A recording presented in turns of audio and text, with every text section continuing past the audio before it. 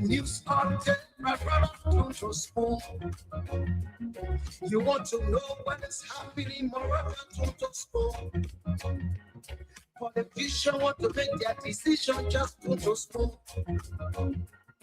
You want to know what happening in the ministry, don't just phone. Yeah, yeah, don't just phone.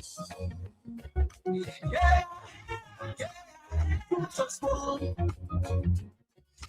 You provide them, Maryland, don't just phone. Yeah, don't just phone. Every income, regular, my brother, don't just phone. You got a small TV, you got a small radio, don't just phone. Yeah, don't just phone. You want to get a news update, don't just phone. What? Yeah, Rastafari. Kilibamba, kilibamba, kilibamba, kilibamba, kilibamba, kilibamba. What I want is what you got it. It's what you got it.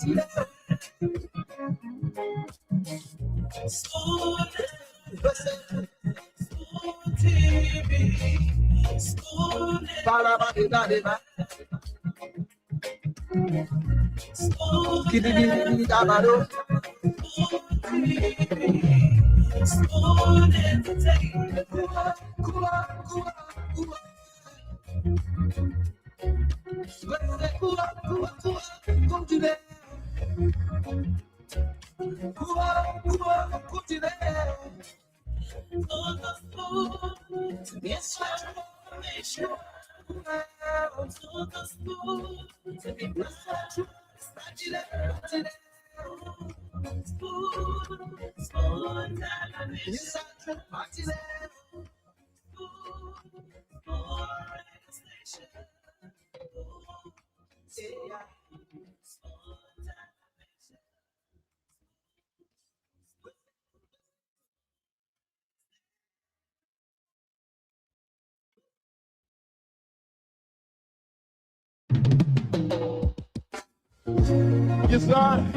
special one from the CEO, stand coming with the spoon, and your boy right in the South, man. To get your information, to be part of school television,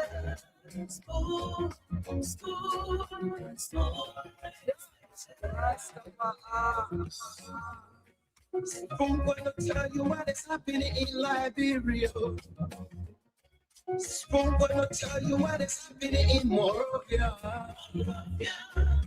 I'm going to tell you what is happening in Africa.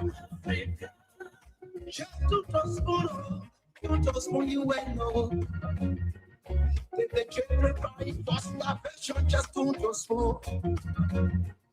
You want to get a news update, my brother, don't trust for.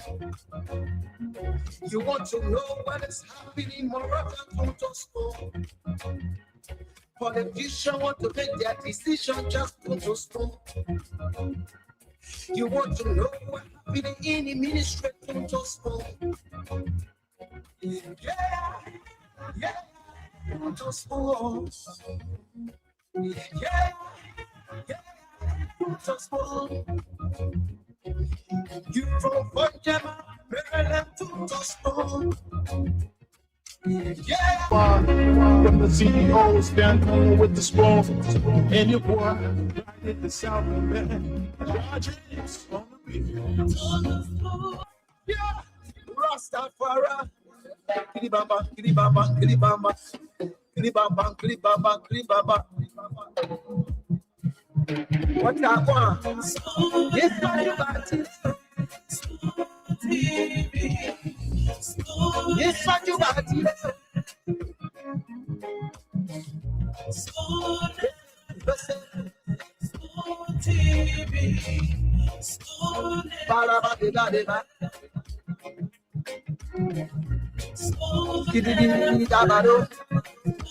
Smooth entertainment. 17 minutes up to 8 p.m. tonight in Liberia. It's a rainy Sunday night. It's been cloudy most parts of the day. Sunny some parts of the country, but mainly cloudy most parts of the day. And now it's raining cats and dogs all across Liberia. Should I say most parts of the country? Wherever it is you're listening to us from, I love to say a pleasant night to you. Pleasant night. Welcome to the new month of down the 13th of August. He would have completed his 180 days or less, because the 13th of August, because he went in jail on the 13th of February, so the 13th of August will make it 6 months, and Prophet Key will walk out of South Beach. So we will be following on that story when the gates of South Beach will open and let out the prophet. We'll definitely be following out that, because we did follow, when he was taken from the Supreme Court, on board that. Anytime I see that car, that particular police car, anytime I see that PSU fact, I get a beast rating on it. The only thing I can count on my mind, that car has traumatized me. The only thing I can see on that car, only thing I can visualize that car carry Prophet Key, to South Beach. Anytime I see, I can call it a Key Mobile. Yeah, with all that iron on the general Sarafina, South African kind of police vehicle. Yeah, the only thing I can count on my mind. Well, so the 13th of August, whether or not he will come out on the 13th, or he'll come out on the 17th, depending. We are going to be there to let you know a lot of things happening in the country. You know that, is it Nigga Blow? Yeah. Who made that song Screen Food in my eating pen? Yeah, that Nigga Blow. Yeah, Nigga Blow, Screen Food. They started off as Screen Food, but now we're seeing Screen Ship. It started off as a hit song, Screen Food, and now we're seeing Screen Ship. So the Spoon Crew was in the York Island area, thereabout, Crew Town in the T-Ward district area between Liberia and Sierra Leone, where residents have reported the presence of a strange ship just lurking on Liberian waters, or better still, in and out of Liberian waters between Sierra Leone and Liberia. And they said they got on board their motorboats, their canoes, and they went and they engaged the occupants of the ship. They said they're from Georgia, whether they're from Georgia or not, but the ship is reportedly flying the flag of Comoros. But as we speak, the Coast Guard of Liberia, the Coast Guard of the Armed Forces of Liberia, going to intercept that particular ship that has been lurking in the shadows for close to 3 weeks to 1 month. So we'll be following up on that action. We've been back and forth conversations about that. And as we speak, the Coast Guard, going in to intercept how they will man that ship. We could have been there, but it's a security operation, and so we have to stay clear. But the Coast Guard of the Armed Forces going in to intercept that ship to know what's their mission. Screen ship in our waters. The guys from the area said the ship, goes to the Sierra Leone side and comes to the Liberian side, goes to the Sierra Leone side. They're doing back and forth, and all of that is suspicious activities. And the Coast Guard needed to have been on top of that. But they do know why they delayed, and now they're moving in, and we'll be bringing you real-time information as that unfolds as well. A lot of other things happening in the country. I'm not going to talk about the alleged, brand tap man. No, the man said he didn't drink brand tap. While was circulating all on social media. Oh, brand tap, oh, brand tap, oh, we want to see brand tap again. The man said he didn't drink brand tap. The man said he drank under my choice. Now they said maybe weak. Man, he drank my choice, and he only drank small kini of my choice. He didn't drink the whole bottle. Yeah, he just drank small in my choice, and then whatever happened. But the Spoon, again, that's why I love working in network. We go places that others venture not to go.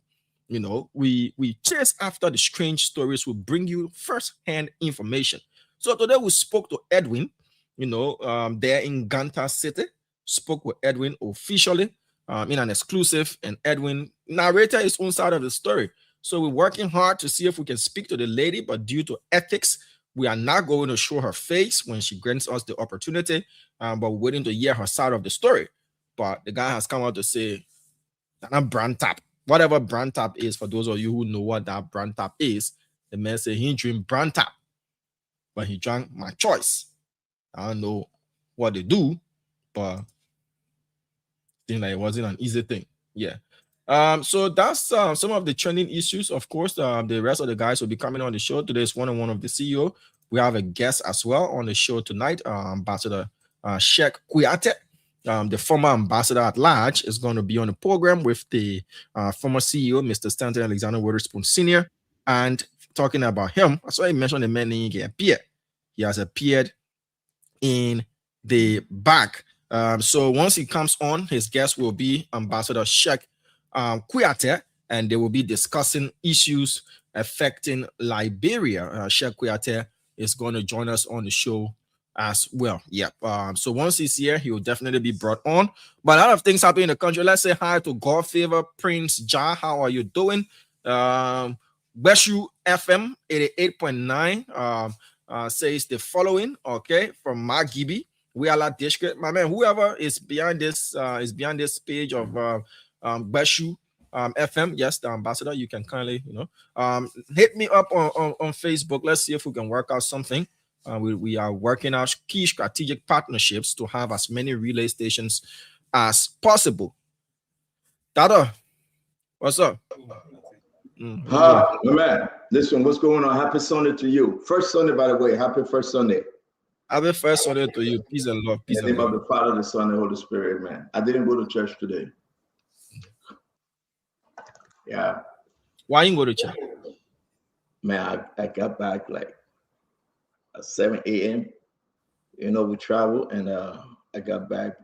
Shout out to the people of Rhode Island. Man, those people, the Liberian, man. Woo! They love their spoon.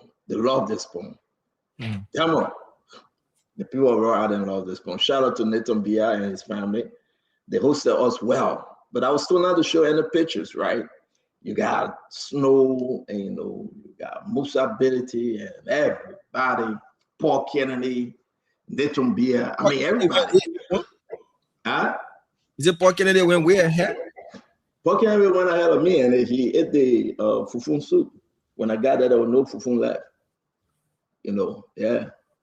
Yeah, Paul Kennedy went ahead of me. And I was trying to hustle. Also wedding. I into this Sunday, my man. The man was trying to hustle. I got pictures, I got video to show everything too.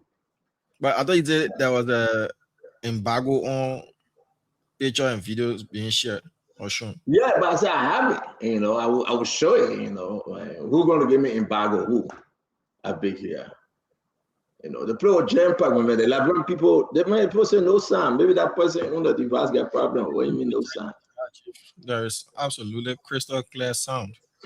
I mean, but the thing is that I'll say to you though, the people of Rhode Island, they are wonderful people, my man. Decent, not Liberian people know how to get together, my man. You sounding like you want to fight. It was like 4 a.m. in the morning. 4 a.m., my man. 4 a.m., my man. The people can go home. Then they have the after party to Nathan Bia house. Yeah. The after party was at Nathan Bia house. Can you imagine that? And I'm saying to you, man, in the back, everybody would look. I didn't know Paul Kennedy could drink like that. But anyway, we were told not to say anything. So I told them I get in 24 hours, I'll put picture and thing up. But you say he can drink like that. What you expected him to drink like? No. I'm not talking about the program. They say everybody, hold on. Musa traveling. Musa, I think he's in Boston right now. Snow went back home. Yeah. Snow was there with his wife. Beautiful woman. Oh my God.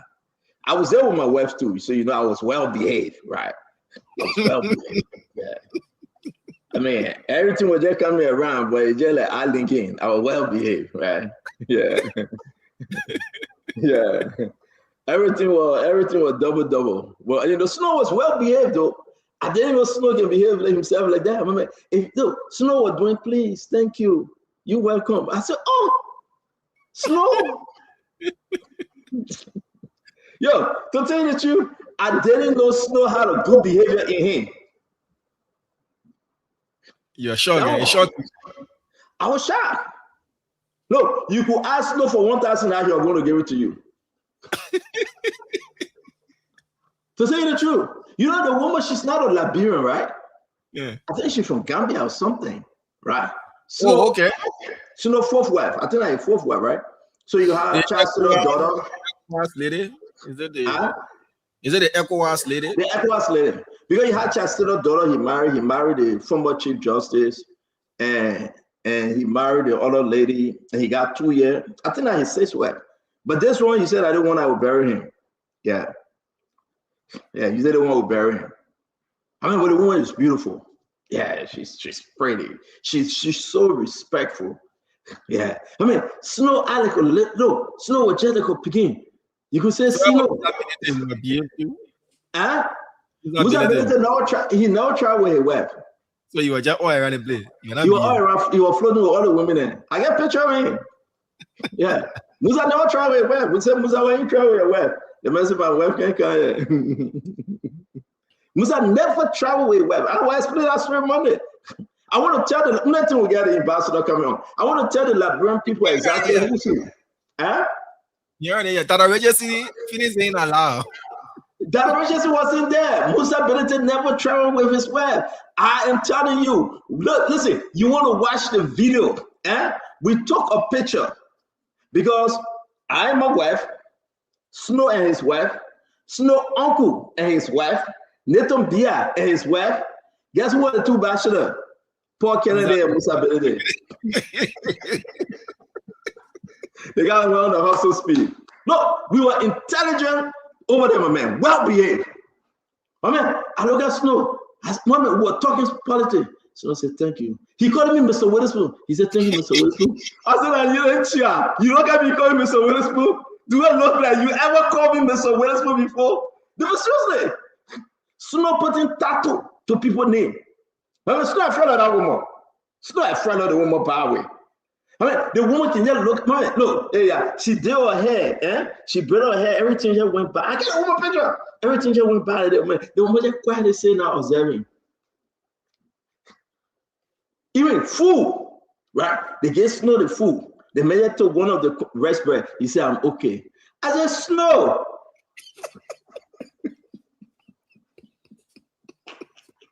So you know you made I know what kind of medicine that woman using on Snow. I mean, look, I will say this tomorrow. I won't say more, but I think we got look, Snow was Snow. Musa Benete, he floated with everybody. He saw this girl that killed and say how to Paul Kennedy, he ran behind the guy. I think that the guy talking home. I think they got talking to the hotel. We got video of the game. Oh, found the girl. Yeah. I think they got talking to the hotel. Yeah. I went there as a spy. You know me. I'll do all my secret recording. I had somebody in the crowd doing recording and yeah. Oh yeah. But it was a great time, man. I'm telling you, the Liberian people, shout out to them. Look, the other Oma called me. She said, sit down on my lap. You know how the people Oma can behave, right? Yeah. She said, no, she said, can I tell you? She said, you will sit down on my lap.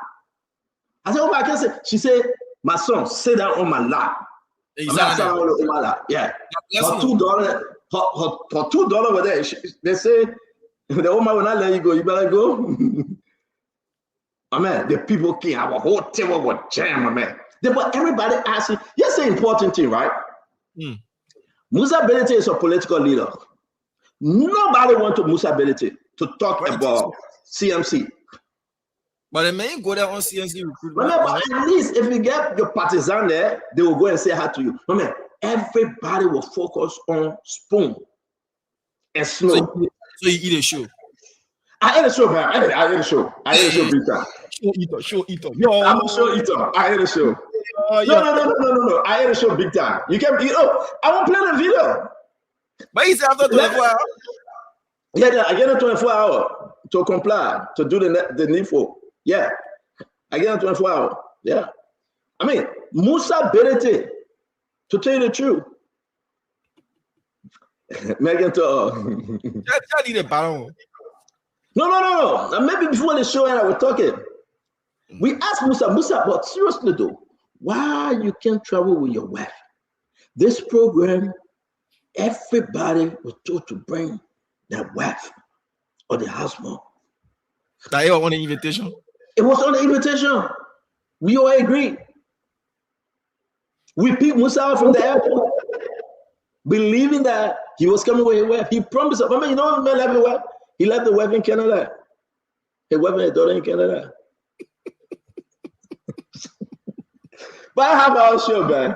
Like, listen, yeah, you're welcome to the show. You're welcome to the show. To tell you the truth, right? I was looking for Bobby Zina where she let me down. She didn't go there. I was looking for her. She's not far. She's in Woodstock. I went there. The woman didn't show face. So Yeah. he said, no comes on a show. He should address you as Mr. Witherspoon. Shouldn't change it again. He cannot address me when he went there as Mr. Witherspoon. Then he came on the show. You call me Stanton. He cannot do that. You know what? Snow. So you will see the picture, right? The photo. So But let me intentionally, Let me pass my picture then. Snow intentionally, he sat between his wife and myself. You know why? Why? Why you say between your wife and you? Because whenever I want to go, Snow will pinch me. Yo, you want to look at the picture? Yeah, I want to say something. Whenever I want to like push more, they make a pinch me. Yeah. You know what I'm saying? Why you pinching you? So the man attacked me, right? I think he didn't see it coming. You know, he attacked me and I said, "Oh, but Snow, I will take you to the Supreme Court of Liberia." So I said, "Well, Snow, I will take you to the Supreme Court of Liberia." But you know what my wife said? She said, "Well, she's not there again." So I said, wait, what do you mean? I said, what Snow said about our own story. So I went down, right? But I went down, right? Yeah. I was about to go for the Jackalope vein, and Snow said to me, "So because you know, listen, I was about to go for the Snow Jackalope vein because I had something. But then my wife would tell me, "I beg you, lean. Because you know, my wife sometimes she was saying, "Lean, I beg you." My wife even called Snow. And then Snow. Because I was talking to Snow wife, and I was going in too deep. I was ready to spill the beans. My wife said, "Snow, you still not talking to your wife." Snow keep running. He said, "No. I said, "Well, you later. I already get a woman phone number." Yeah, I get a woman phone number. I can call anytime. They just know me if I will call a woman, to tell you the truth. In your palm. Yeah. In your palm. Oh, yeah. But man, the woman is so quiet. The woman is quiet, my man. I don't know. How can social woman marry Snow? I'm kind of confused. When you say that, you're making me scratch my head. What do you mean by that? No, because how can social woman? I mean, I don't know though, but I kind of confused. Seriously, I kind of confused. So I told them, "Say, let's take a picture." Snow uncle, and myself, all the women sat down and we took a picture. Snow afraid to hold a woman. The woman told Snow too, and she said, "No." You know what the woman said? The woman said, "He's scared of. Put your hand on my shoulder." The woman grabbed Snow. But man, I have never seen the train Snow like what I saw last night. The train Snow. No. To be frank, I have never seen the train Snow. Snow was very, very obedient. You know, the only person that we had that was a problem yesterday that Musa Ability. And I will call Musa well. No, you cannot go for a program and you just go and don't. Let me after that, he wasn't even a political leader. How you acting that? You're not a political leader. When you say you're not acting a political leader, what you mean? You expect him to be singing, I will say, giving political speeches? Number one, I expected Musa, right? Let me post on the picture. Tell your man, girl, only 2 more minutes. I beg you, Chief. Yeah, he's right. Yeah, okay. All right. I got to put the picture up. This is one of the best picture ever. We were having fun. I got to put the picture up. Listen, everybody was in Zico. A fine programmer, man. Musa couldn't, man. I don't know if Dr. Richardson advised Musa good. Musa must travel with his wife on those kind of. No, you cannot be a political leader. Yeah, that's a crime. Damn, you cannot be a political leader. No, they would never call me to the program again because you know what? I will be straight up with them. You cannot be a political leader. people bluffing with the women there, they're happy, you know, nothing can come around. Then you, the whole political leader, you won't be president. Then you happy huh? Is it for happy wedding? Nothing get wedding? Nothing can pass because all the women are keeping, you know, yeah, you know, but you know what happened though? Because nothing can pass, right? So you know, everybody bluffing, you know, your welfare. We want to dance and all. Huh? But look at the picture. Look at the picture. Look at Snow White hiding her face. Fun woman. You see, listen, we were having fun. Look at the picture. Look at the picture. But where is Musa? Musa was our cameraman. He took this picture. He never had woman. He took the picture. So he became cameraman because he can't. He our cameraman. You see, my wife and I, you see, beautiful setup. You see Snow White hiding her face. Fun woman.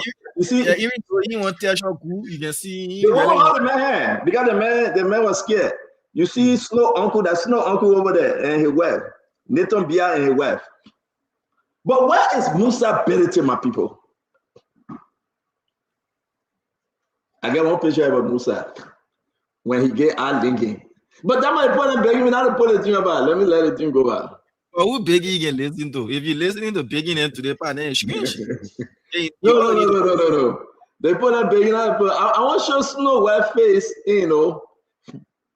The woman Shimo. I said you can't be Shimo again because the other creature here, you're not married. I don't even know if they married. I don't know if they married. I seen Snow White, but I don't even know if they married though. They married? Why are you closer to him? He asked me. I don't know. No, I got her number. I will call her. She gave me her number. Snow be there. The woman shouldn't give me her number. The woman gave me her number. Her two cell phone numbers she got. The woman gave it to me. You see my beautiful wife and I, my beautiful wife. You see, yeah. Because I was in control yesterday. What? I was in control yesterday. Because, yeah. You know, and I told them, so we're gonna do this. We're gonna do the show. Let me show the other picture here. You know, a fun, a beautiful program. Shout out to Nathan Bia. You see the woman say hi in her face. I tried to find a red picture. The woman had in her face. You know, but we had a great time. Shout out to Nathan Bia. We had a great time. To the people around, shout out to them, man. That beautiful. Look, Liberians know how to get it. Musa Belete or Paul Kennedy, the second picture. No, Paul Kennedy and Musa were taking our picture. Time. Yeah, no, they had two cell phones. And I think I gave the projector to Paul, the video recording to Paul Kennedy. He was doing video, and then Musa was doing photo. Yeah. He has a cameraman for the night. Yeah. They had to. Yeah, they had to. You know, but I feel, I don't know. I gotta call Musa Webb. Why she can travel with him? You cannot do that to Musa Belete. You cannot put him in a bad spot. You know, you cannot do that to Musa Belete. But Megan told, let me let it go. He's like, no, I want to say what I want to say concerning Musa. No, CMC got to pray for Musa. Yeah. CMC got to pray for Musa. Huh? We're going to pray again. They got to pray for Musa, man. Musa, they got to pray for Musa. I won't go. No, Musa must have some paper yesterday, so I can't go too far. You know, we signed paper yesterday, and what kind of paper you're signing? Non-disclosure or what? Yeah, the man begged me. The man saying, you know, he's not AI. You know, he calls no coordinator. He doesn't like for me to call him AI. You know. Yeah. Yeah. They might try to take picture with Snow White and all. He tried to hide and all and take picture with Snow White. And, you know, and we said no to him. We said you got to bring your wife. And, you know. Yeah, you can't be. You know, it's illegal. You know, it's illegal to take picture of your friend and women. You know, that's not correct. And the man Musa was a beautiful woman, but it just happened, man. Look at Musa. Let me show you the one. I had to beg Paul Kennedy to take this one for him. Let me pull this one, then we start the show. We got the ambassador in studio. Yeah, but let me put it one out quickly. I want people to see Musa, yeah, for who he is, yeah. Musa, my man. Remember, we have fun, though. Royal Island people know how to have party, to tell you the truth. You'll be going back. Huh? You don't go back soon? Yeah, my man, they put work up. Damn on. Spoon capture the whole of Royal Island. To tell you the truth. You think the thing we're doing, you think that joke, my man, that God blessing us, my man. The thing all over, my man. The people, the old money. The old Liberian people, my man, they come in, they put you, they tell you thank you with love, with pride. You know, look at Musa. That's no level. It might be then he won't be in the picture. That's no way he's saying that way. That's no way he's saying that way. That's no way. You see, They're looking at you, want smile. You want smile. He was under pressure. Snow said, man, you can't take a picture of my wife. He was under pressure. But you know, this is my best photo ever. My beautiful wife and I. You see that? Yeah. Yeah. Yeah. Then in the black and white, you know. Mm-hmm. Yeah. We just went there to grace the occasion, and it was a wonderful time. It was a wonderful time. Yeah, Madam Witherspoon and I, we had a wonderful time, and I'm grateful to God for her. And this is what I wanted for Musa to show his wife and his second picture in the photo. So then get picture of Johnny. No. The woman can come. The woman won't come to America. Musa said, don't come. Musa tell the woman not to come. Because you know his operation here now. You know why he's a political leader now. You know. And he come with the territory. So what we did yesterday to close, we told Musa, you can never come back here if you don't bring your wife. You can never come back here. Yeah, he has to bring a woman this time around. He has to bring a wife. He has to. You can't do that. No. I mean, the woman, maybe she's an incoming first lady. People want to see her. But that asks the people that are on the show, people want to know her, right? You can't hide a woman. You can't do that. You just can't. People want to know who she is. Man, you come to Our part of the people that signed yesterday. Yeah, we're doing it. You can't come to to Rhode Island, you get Miata. Then you go to Boston, then you get Ashley. Now, Ambassador, you ready to press Chakara? No, that be the ambassador before I talk you off. Yeah, that be the ambassador, man. No, the man pissed me off. The man wife of my sister. Musa wife is related to me. You know that, right? We know that your sister. No. Musa wife is related to me. You know that, right? You just tell it how big you just exactly. So you cannot come to rather you get Miata, you get Ashley to Boston, then you go to Philadelphia. The one we look at that, my man. You even take off here, you do nothing. But anyway, I have the show. Ladies and gentlemen.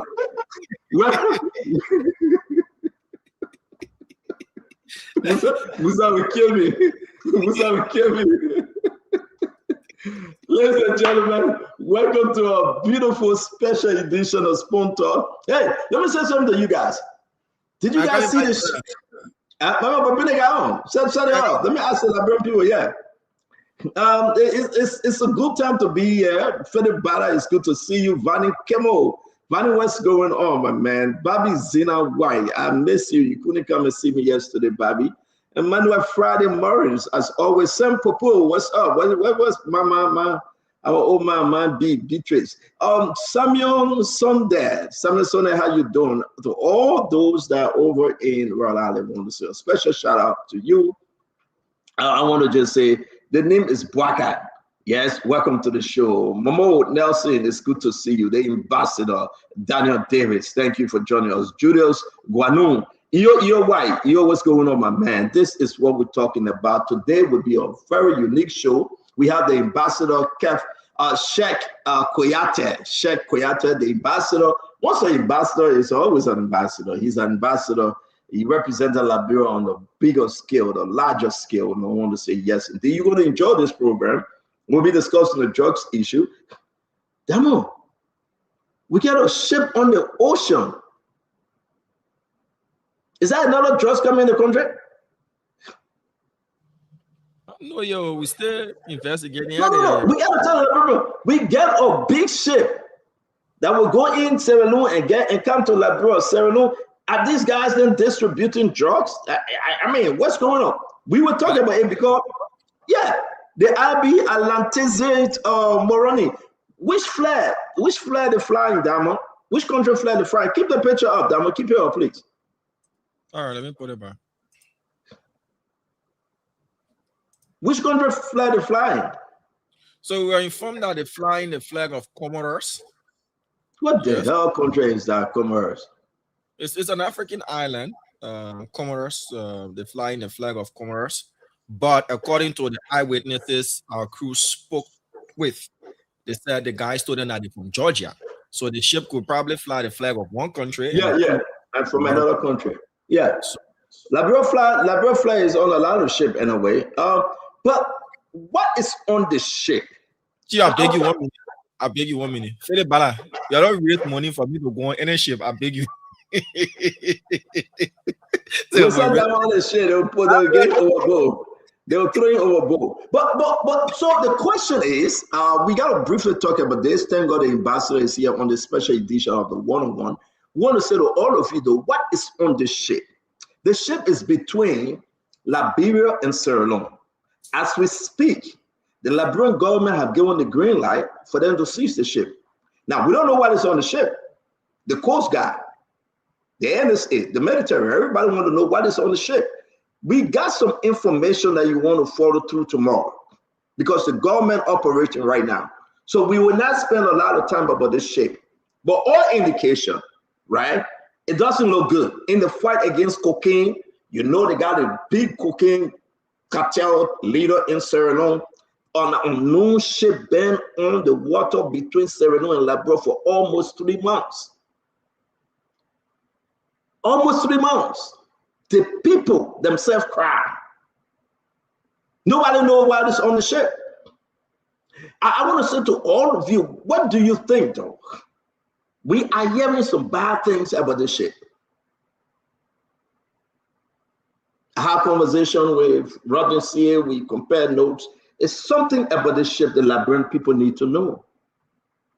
So wherever you are, I just want you to understand, tomorrow will be an interesting show. What is on the ship? And then I think we got video, right?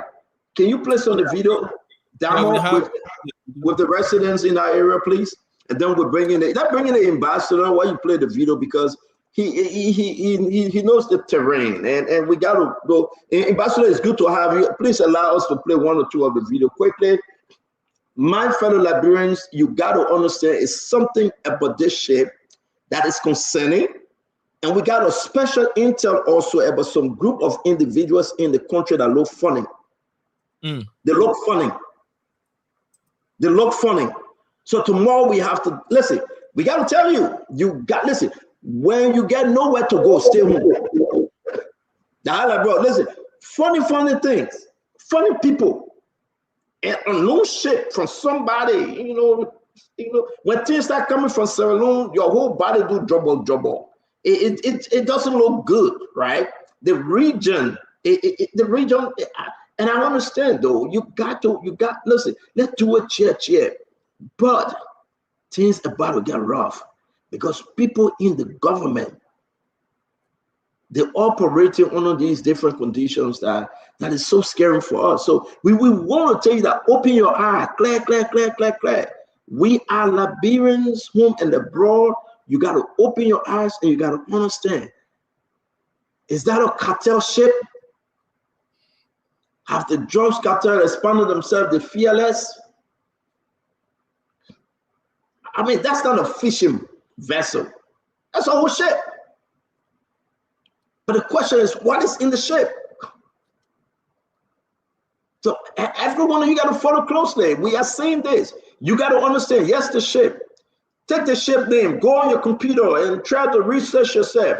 One of the ship from Georgia and flying another country flag. Who's on the ship? What is on the ship that is so concerning? The region, the international partners are concerned. Now we heard that the Coast Guard, whether one or two of them, they go into the ship, but they're scared to get closer because this ship can get guns and anything there. So we got to be very, very careful. And that's what we are saying. That one is the video ready? Yes, sir. The video is the video ready. So let's play one or two of the video. Then we'll welcome the ambassador, please. Okay. Listen, where they're coming from, they say Georgia. They say they're coming from Georgia. So they're yesterday, and they're waiting for their supply to come so they can go back. But up to now, they stay there. They have never gone yet. Somebody told us that when they went close to it, they saw something like a pipe going under the water. Yes. I was a captain on the machine. I saw a pipe going down the water.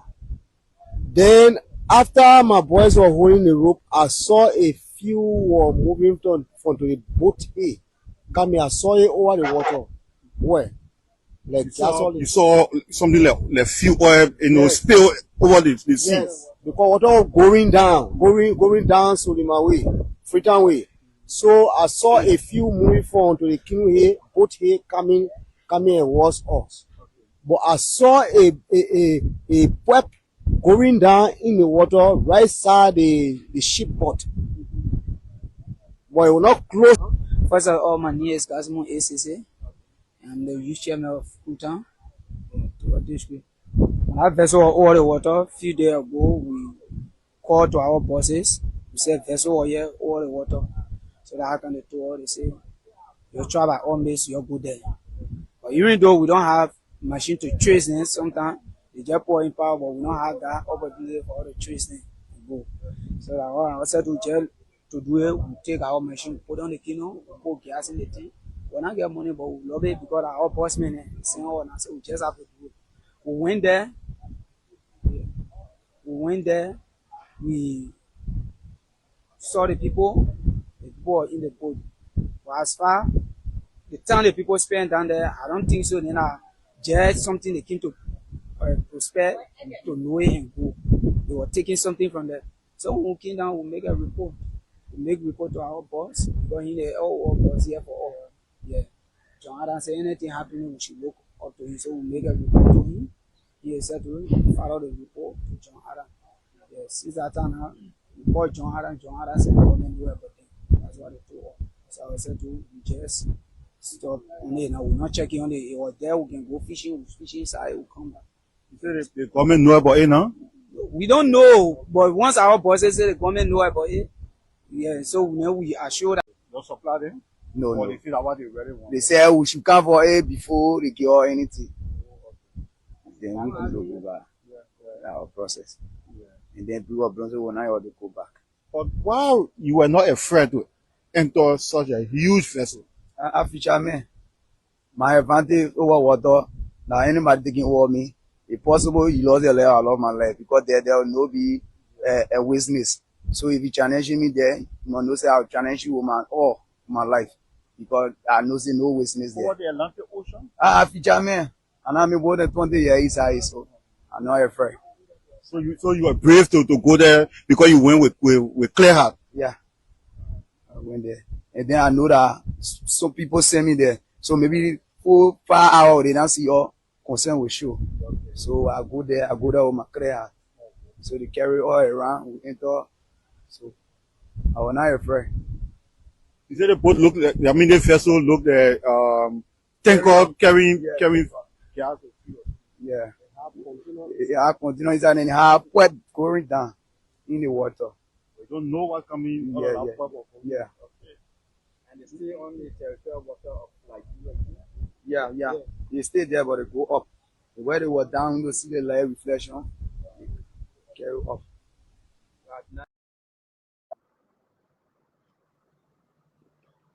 So Yeah, CEO. So those are some of the excerpts from Haji's interview today. Haji and his crew interview. The Wenina area is in Tiwa district. The area is called York Island. It's between Liberia and Sierra Leone. It serves as a border between Liberia and Sierra Leone. From there, you can go to the Sierra Leonean side. So We still have our crew around, as we also can report that the Coast Guard now have sent a team or two teams to go and intercept that ship wherever it is, if it's within Liberian waters. But the question is, as you listen to those guys, the ship has been lurking in and out of Liberia and Sierra Leone for 3 weeks to close to a month. And so far today, we did see a response from the government of Liberia by sending the Coast Guard unit of the AFL. So we are following on the process, how they will man that ship, if they will still find the ship in Liberian territorial waters, how they will escort the ship back to wherever they want to bring it and seize it or whatever they will do. But we're following the process as it unfolds, Chief. I'm concerned as we welcome Ambassador Alhaji Sheikh Koyate. It's good to see you again, my brother. Welcome to the show. A beautiful Sunday from my end. But it's good to see you. Let's get you, and then we'll talk about what is unfolding. No, don't unmute. Just speak. Firstly, I say thank you so much for the kind invitation to my fellow Liberians and my brother Diamond in studio. It is always an honor for me to speak to our people through the media. The media is a friend of mine and friend of many other Liberians.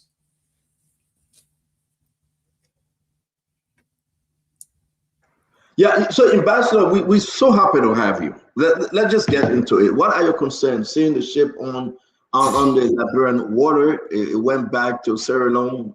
We can dig deeper. What are you hearing concerning the mystery ship out there?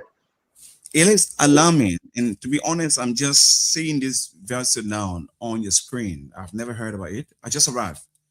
I just arrived in the country, so I've not heard about the vessel. I just saw it on your screen. I think it called for security or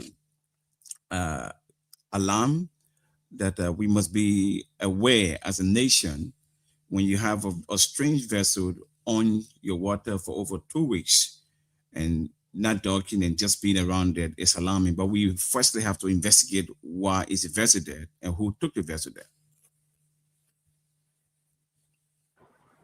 I know, but we're talking about 3 months. The vessel been in and out. You heard Dama, you heard the people, right? The vessel been in and out.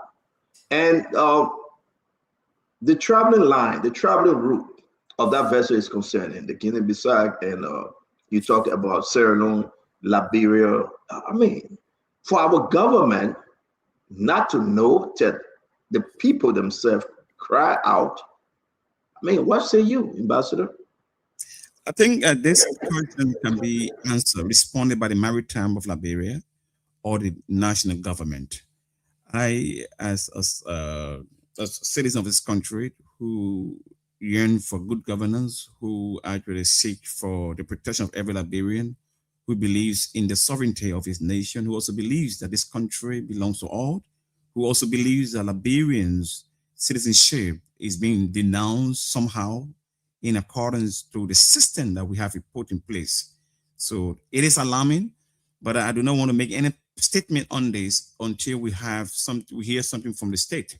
It is a state that will inform us, and whatever information we receive from the government of Liberia, I think that would be the most tangible one. Damon, you want to add quickly? Because I want us to do this show. I know the ambassador here for an hour, 30 minutes, and we can do the post analysis if we have the time. Ambassador, we got a lot of information on this ship. Tomorrow will be the Spoon Talk, and we will come and say what we have. We're hearing a lot of information concerning the ship, and that's why we send Spoon crew over there. But we also heard that they received a tip-off, so therefore they have to back off Liberian water. I don't want to go ahead, but let me just leave it where it is right now. It's even more concerning if that is true, that it went back to the Sierra Leone water. Can we work, can the Liberian government, you serve as ambassador now, work with the Sierra Leone to get some understanding as to why the ship in and out of the water and the operation of this ship? I can simply say to you that Liberia has a very good relationship with Sierra Leone and that of Guinea-Conakry. And I'm also sure that the 3 governments work in line and the Interpols are also connecting very well. And I do believe that if it's anything that will create insecurity for any of the state, that they will gently ensure that that situation is put under control. I'm actually not too afraid when the versus between Guinea, Liberia, and Sierra Leone. Liberia might not have that force when it comes to military-wise, but Sierra Leone and Guinea are very much fortified.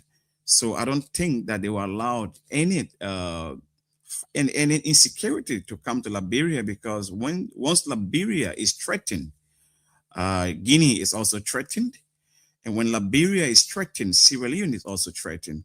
So I do not want us to base our discussion on assumption, because when we begin to assume, so we think it is this way.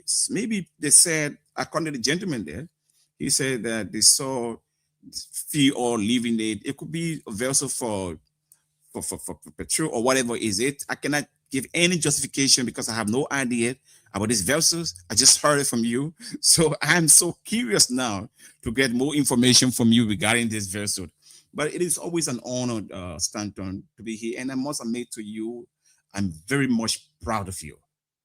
I'm not proud of you because of your name, Stanton. I'm proud of you because of your name, Mr. Waterspoon. I'm proud of you for what you're doing for our country, Liberia. You have changed the dynamic of media in this country. Before media was an institution where anyone could do anything and say we can have absolute control over news. And I remembered in 2017, I had a challenge where I was beaten by Mary Broad and insulted by her, and I referred to as a Madingo dog. And I reported the case to the police, but then Colonel A.B. Kroma was 102.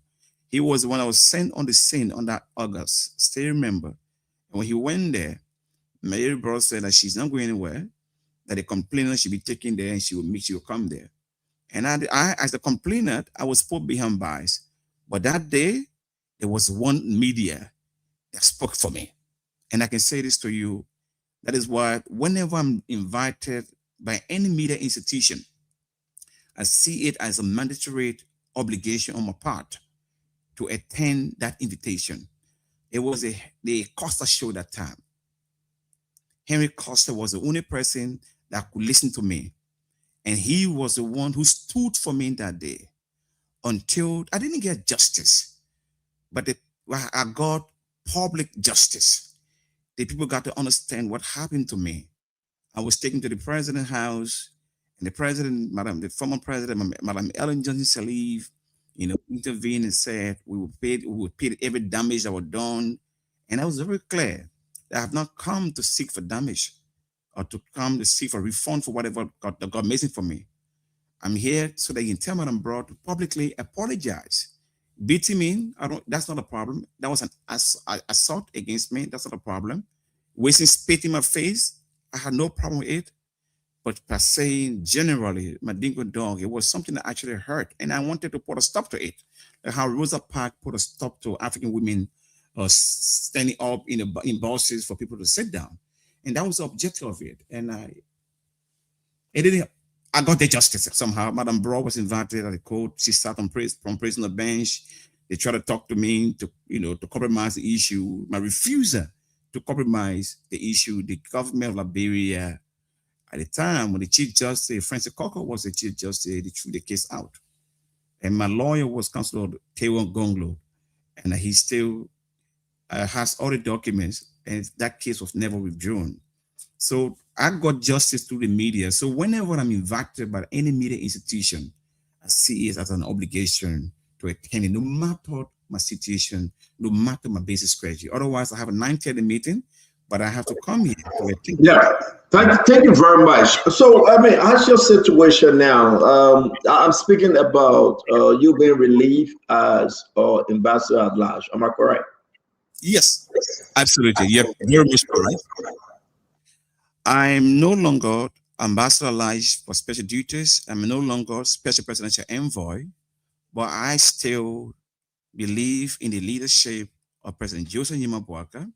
When we had an alliance with the rescue mission, it was an alliance for position. It was an alliance for responsibility. It was an alliance for the betterment of our people. It was an alliance to rescue our people. It was an alliance to give excuses. It was an alliance to come in defense of the people.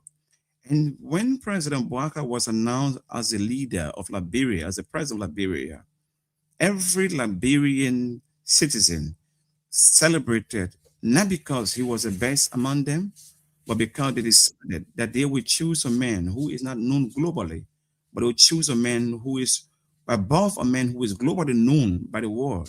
One of the most famous Africans on this planet is George Weah.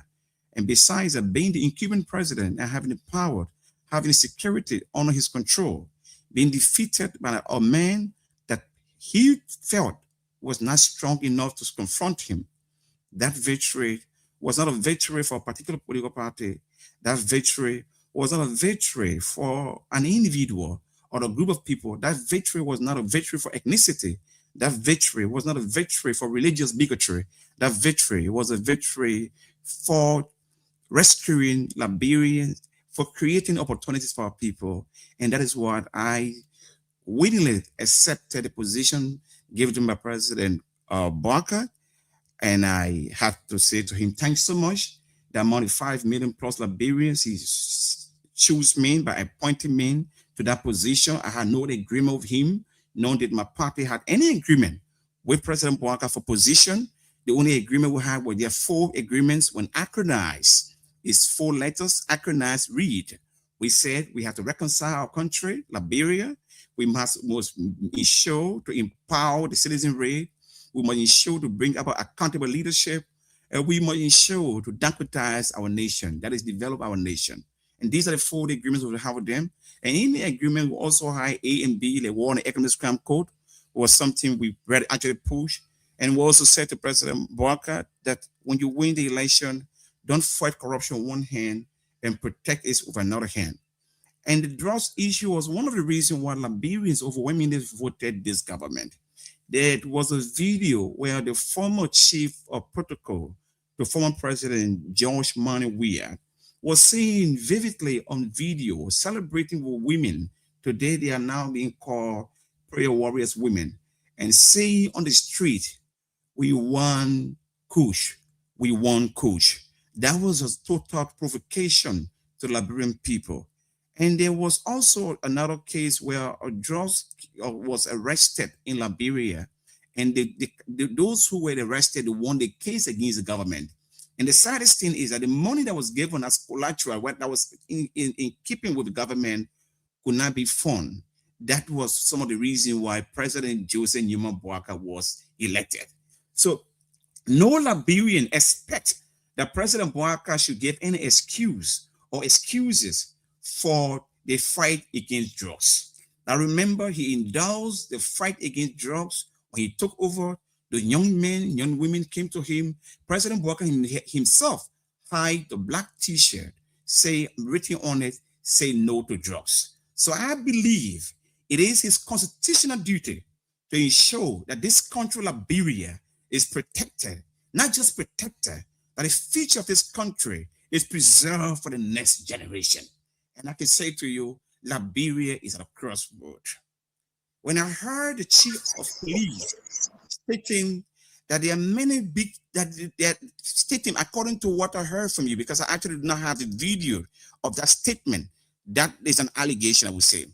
I allegedly heard from you that the police chief stated that there are big names in government who are involved in this issue. If that statement is true, if I have seen that video, if there's a video, there's a proof that indeed the IG said that, I would have recommended to President Bouaká to ask the IG to recuse himself or suspend him for time indefinite and have him as a prime suspect to unveil the names of those individuals he said are involved. But because I didn't hear from him, it was an allegation from on a... No, hold on a minute. We got a video. Let's play the video. I want you to hear from him. And, yeah, hold on a minute. Absolutely no one above the law. So to those of you who know yourself, and you know the roles that you play, we're on you. We're definitely on you. We're coming for you. Wherever you go, whoever you are, the Lord is, there's absolutely no one in this country above the reach of the Lord. Look, a key enabler of bad governance in this place has been the culture of impunity. That people believe that they can shield themselves behind these positions and believe they can do anything and nobody will ever answer for it. Gone are those days. We're going to make sure that this thing is dealt with in the future. We have identified key players. This thing was definitely sanctioned as state actors at a very, very senior level of this government, of the Republic of Liberia. So there you go. You heard it from the RJ himself. Definitely state actor, very, very senior level. What say you? Now you heard it from himself. I mean, he said it. You know, this statement by the RJ is alarming. And I must say to us as Liberians that if we continue to politicize everything in this country, our nation, Liberia, will continue to be in reverse in speed. You know, few days ago, while I was admitted at the hospital, I got a few calls from some young people to check on me how I'm doing. Out of the 20 calls I received on that day, and I asked them, which party are you from? You'll be surprised that out of the 20 young people that spoke to me on that day, 11 of them from the ruling party, 8 of them from the opposition, and one of them said to me, I am for Liberia. So the one that said to me, I'm from Liberia, then I sat down and asked myself, how many Liberians are actually Liberians? Starting today, when you call us, we are more concerned about protecting this party and that party. We are making things very difficult for us. So let me come there, because again, I know you would tell that story, but it's very important for us to push on this drugs thing, right? Let's just understand that the IG saying very, very big people involved. You are asking the president that the IG should be stepping aside. I make that case myself. I think Gregory Kuma should recruit himself, or the president put him down and tell him, my man, just get on the side, suspend him or something of that nature. You are calling for the same thing. Do you think this president that you supported with your 5,100 vote, 0.28% of the election that you came willingly, do you think he will listen to you? Now he fired you. I mean, he fired you. We'll talk about that. But do you think that the president, without removing Gregory Kuma, can this drugs issue be resolved? Firstly, let me make something clear.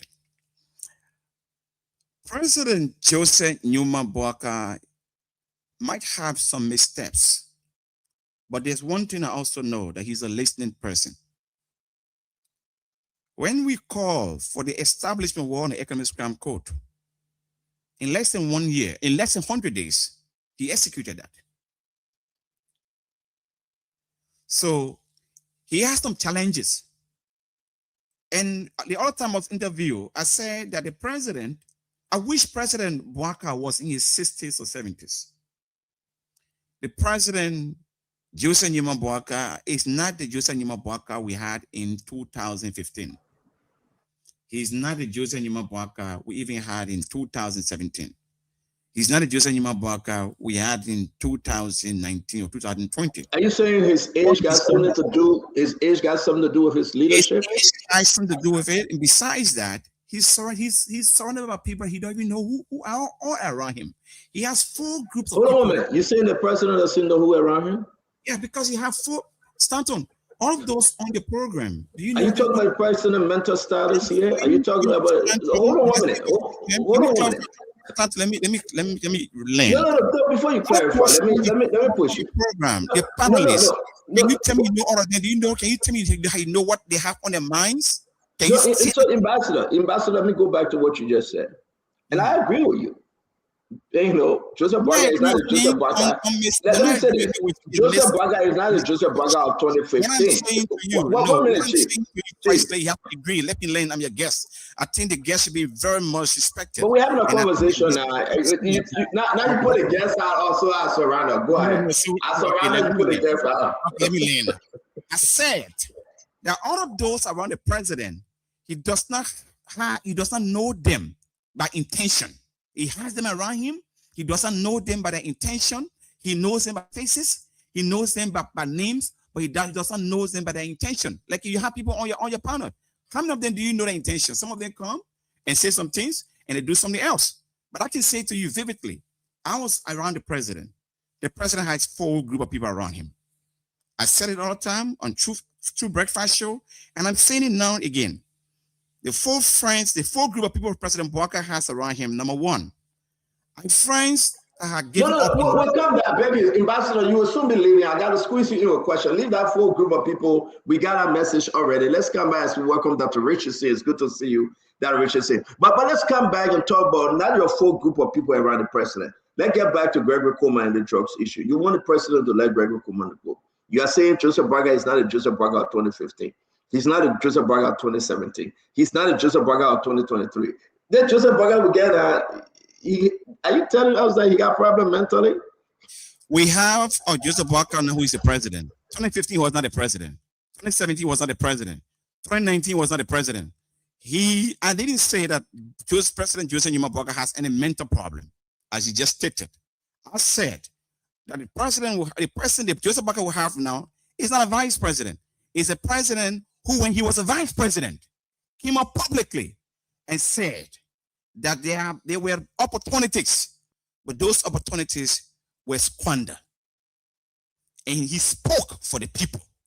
So what I'm saying now, that now he has the power, he must utilize this authority given to him by the Liberian people to speak out when he must speak out, to take action when action must be taken.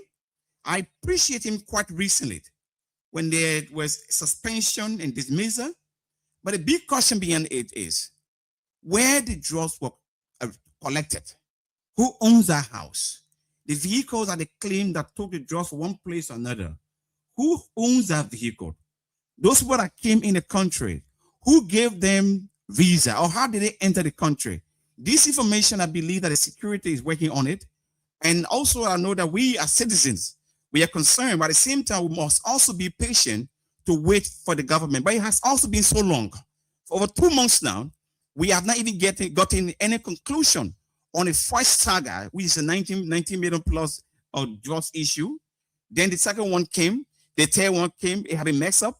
So we do not even know which investigation is on. But I'm very hopeful, and I do believe that we do have a justice system in this country. I do believe in the sovereignty of this nation. And I do believe that this government, elected by the Liberian people to serve the Liberian people, will definitely fight drugs, will definitely ensure that the truth comes out, that all those who are involved, whether they are connected to someone in government, or they are connected, or they are in employ of the government, whether they are close to the president or they are not close to the president, they must be investigated and be brought on board. So, Sheikh, let me ask you 2 more questions before Dr. Richardson jump in. It's very important for us to know. Let's go back. Let me leave you with, this ambassador thing. You know a lot, and I respect you, and you know that I do. Do you know Ibrahim Traore? The name that came up concerning the, what do you know of him? I know Ibrahima Traore. How do you know him? What do you know of him? There are many Ibrahim Traore. Have Ibrahima Traore. Who are you talking about? Can you specifically show the photo of the person you're talking about? Sure, I'll put a picture up right now. I'm doing it right now. But my question is, this Ibrahima Traore that, I'm going to put a picture up. Let me upload it. What do you know of him? Let me see if we're talking about the same person. Okay, all right, fine, no problem. Do you know anybody connected to this drugs issue that you like to talk about? These names that came out? Those names that came out, I have no personal relationship with any one of them. Those names are those that have been arrested by the government. Non-ongoing investigation. I have seen their photos, probably have seen them in person, but cannot remember when I met them. I have no personal relationship with any of them. You don't know any of them? So you don't have a relationship with them? No, I don't have any relationship with any one of them. Liberia is like a village. When you see people somewhere, maybe you see them by face, you know them by face, or probably know hear somebody's name and you don't know them, but you hear the name, you don't know the face. So again, you know them, or you just know them without having a relationship with I have them? no relationship. I have none of them. Okay. Have you worked with Makia Who is Makuya? from the airport? He was just suspended. I don't know him. You don't know him. Okay. Have you spoken to anyone concerning the drugs issue in Liberia? Something we are all being concerned. I have been on sick bed. You know, you knew it was just 2% that knew that I was feeling well. It was the dean of cabinet, the minister of foreign affairs was the one I informed I was unwell. And 6 days ago, you asked me, "Mommy, how things?" I said, "No, I'm not feeling too well." It was that time that I told you I was not feeling too well, but I have been taking treatment for almost a month. You know, then I'm back home now strong. So all of those names you're calling, I do not know them. When the drug saga happening here, I was not here. And all of those have been Do you know this gentleman in the photo? I'm seeing Wilman Pay? I'm seeing Ibrahima Traore. I know him in this photo. Okay, that's the gentleman I was talking about, Ibrahim Traore. How well do you know him? Are you guys related? I know Ibrahima Traore on the refugee camp. He was young, very small. His senior brother and I grew up together. Ahmed and myself, we grew up together. And Ibrahima used to be, when he came, well, he was in Spain. He introduced me to Real Madrid. It was a time I was seeking for opportunities to have football academy established here. So when I met him, he manages football players. And I told him, "Ibrahima, can you connect me with Real Madrid? Because I used to like Cristiano Ronaldo." He said, "Yes, but I can take it to the president." And luckily, he told me the Real Madrid president at that time. It was 2018 or 19, something like that. When I met the president of Real Madrid, I spoke with him and I said to him that I would be very honored if I can have a camp in Liberia where your players normally go to South Africa, other places to go there. But with the government at the time, it didn't work. When Mr. Weah took over, I went back to him. He took me to Atletico Madrid president. And the Atletico Madrid president was willing to have this academy in Liberia. Then Mr. Weah to have a misunderstanding with me, with my belief, my principle of doing things. And it didn't work. So after our election in 2024, January, Ibrahim called me and said, "Big brother, since you still want to do that project, can I come and I see we can find people who can still do that?" I said, "Yes, come." So Ibrahim came to Liberia not as an investor. Ibrahim was never introduced to anybody in Liberia as an investor. All those that met Ibrahim, they met him as my junior brother. This photo here with Minister P, there was an individual who was interested in working in the money sector in Liberia. He wrote me a letter, and I wrote the minister requesting that someone has interest to have an audience of him. And going to meet with him, Ibrahima accompanied me as my junior brother, not as an investor. And that's how he's in that photo. And since I got to know Ibrahim, for the past 25 years, I've never heard him that he smoked, or heard that he drinks, or heard that he's involved in anything illegal. I believe that, Richardson, just bear with us. Let me get some understanding here. You only know him from the refugees camp. Are you guys related? You know, in our culture, we don't have what you call cousin. We don't have what you call nephews. And me as a Pan-Africanist, like you, I always call you brother. And most of the time that I go to places, they ask me, I'll say you're my brother. I won't say you're my friend. So Ibrahima, I see him as a junior brother. He treats me as a senior brother. And as the last time Ibrahima and I ever attended a public function was July 26, 2024, where you see the photo of Minister Mamaka Belete, myself, and other people at the pavilion where they had a ceremony there. That in that photo, we took a photo with the minister. And you know, everybody wants to have a photograph with somebody of official government, you know. So Abraham, that's how he got in a photo with Minister Mamaka Belete. And there was another photo somebody sent to me. It was with the former Minister of Environment of Mali, who used to work with BCIO, the CFI country. He used to be one of the governors. So when we took over, he said to me, but Ambassador, I know you contested for the presidency. He too was presidential candidate. He said, I can help your government to have some funding. So I said, okay, I'm not a financial expert. I invited him, he came, and then he met with the Minister of State. And in meeting the Minister of State, he was explaining to the government how they could help the government of Liberia to raise funding where the government could take loan and pay it. That photo is where you saw Ibrahim with the late Minister Grisby. There was another photo with the Minister of Foreign Affairs.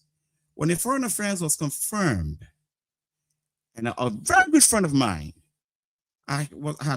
she called me, she came to my office, and I went at the Ministry of Foreign Affairs at that time, and I was accompanied by Ibrahim, like a Gina brother, to congratulate her, and we took a photo, and that's how she got a photo with Ibrahim. She had no personal thing with Ibrahim. There was a photo of Ibrahim and President Bouaka. Ibrahim and President Bouaka didn't take a photo as investors and the president. There were some investors that were brought from UAE through the Liberia embassy in Abu Dhabi. They contacted me that we have some guests coming, but they are saying that the only way they can come to Liberia to invest is that the government should take responsibility for their accommodation. And at the time we just took over, things were tough. And nobody could make that kind of recommendation to government that let the people come, will pay their accommodation. I checked Al Mustafa Kuyate, checked Bolivar Palace Hotel, paid the amount of $10,700 for the people stay at Bolivar Hotel when they came. And they came with the head of mission at the time. When they met the president, they said to the president, they had means of getting funding and they can develop a city around the airport. So let me hold you there. Let me hold you. You got investor coming. No, Chief, hold on now. Hold on. You got investor coming. But you hold on. Ambassador, you say you don't have enough time to come to you. Hold on. You said no, you will learn. Hold on, Chief. Chief, I beg you. You said these people get money. Ambassador, 1 minute now. Ambassador, let me. You invited me here to clarify. Ambassador, allow us to ask you a question. Let me ask you a question. Exactly. Yeah, we got a medicine show. We got a lot to go. Yeah, yes, go ahead. We have it tomorrow night. I'll be here, but let me clarify. Okay, go ahead. Yeah. So when these people came, they met with the president. During that meeting, I was not available. I had gone. It was on Friday. I think it was a Friday. I had gone to the mouse. Ibrahim accompanying those people from the hotel to the mansion to meet with the president, with Liberia deputy head of mission at the time, Aliyu Masakwe. At the time, Aliyu Masakwe, they went with the guests and the late Minister Grisby to go and introduce them to the president, and they made a presentation to the president how they could help the country in terms of infrastructure development. It was that day that Ibrahim took that photo with President Joseph Numa Bouaka on that day. Thank you. So let me move on. And listen. This is you and Wilma Pay, yes, right? And Abraham. This is Abraham and Sarah Beslow. This is they. Right. This is Abraham and the other people with Grisby. It's a minister, right? The minister of environment. This is Abraham and you on that photo again with Grisby. Right. Mm-hmm. This is the same Abraham and President Bouaka. Yes. Yeah. We'll come there. My point I'm making to you, it sounds so ludicrous that somebody will say, I'm coming to do $1 billion investment in your country, but pay $10,000 for my hotel. And you have to pay, no, give me a chance now, Chief.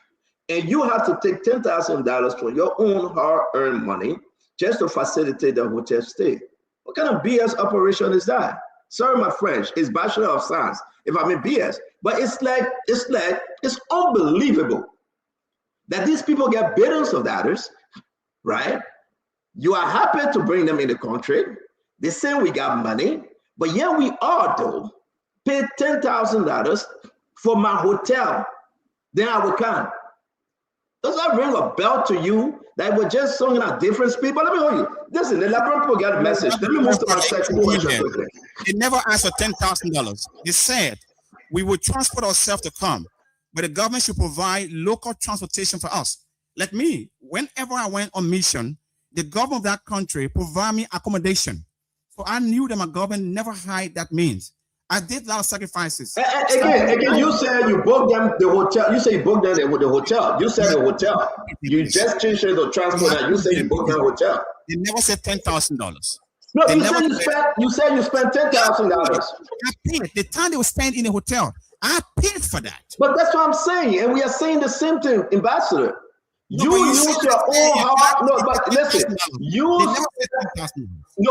spent over $10,000, right? To pay the cost, the hotel cost for people that are coming to invest over $1 billion in the country. That is not adding up. But I want to run away. Let me come back to Sheikh Kouyate. Let me come back to Sheikh Kouyate and Ibrahim. Please, let me come back to that. But guys, welcome to the show. Share the show. I have Ambassador here. And listen, when Ambassador must say have a conversation, it's straight up, no game. So let's be real with the Liberian people. That Richard said, I know you were squeezing your question. I beg you, be patient with me. The Ambassador, we have a problem. I asked you before, how well do you know this Ibrahim Traore guy? This guy in the picture. You said, well, I wasn't here at this time. I wasn't there. What the man doing all the photo? Are you aware that this guy have a contract with Local? Were you part of that deal?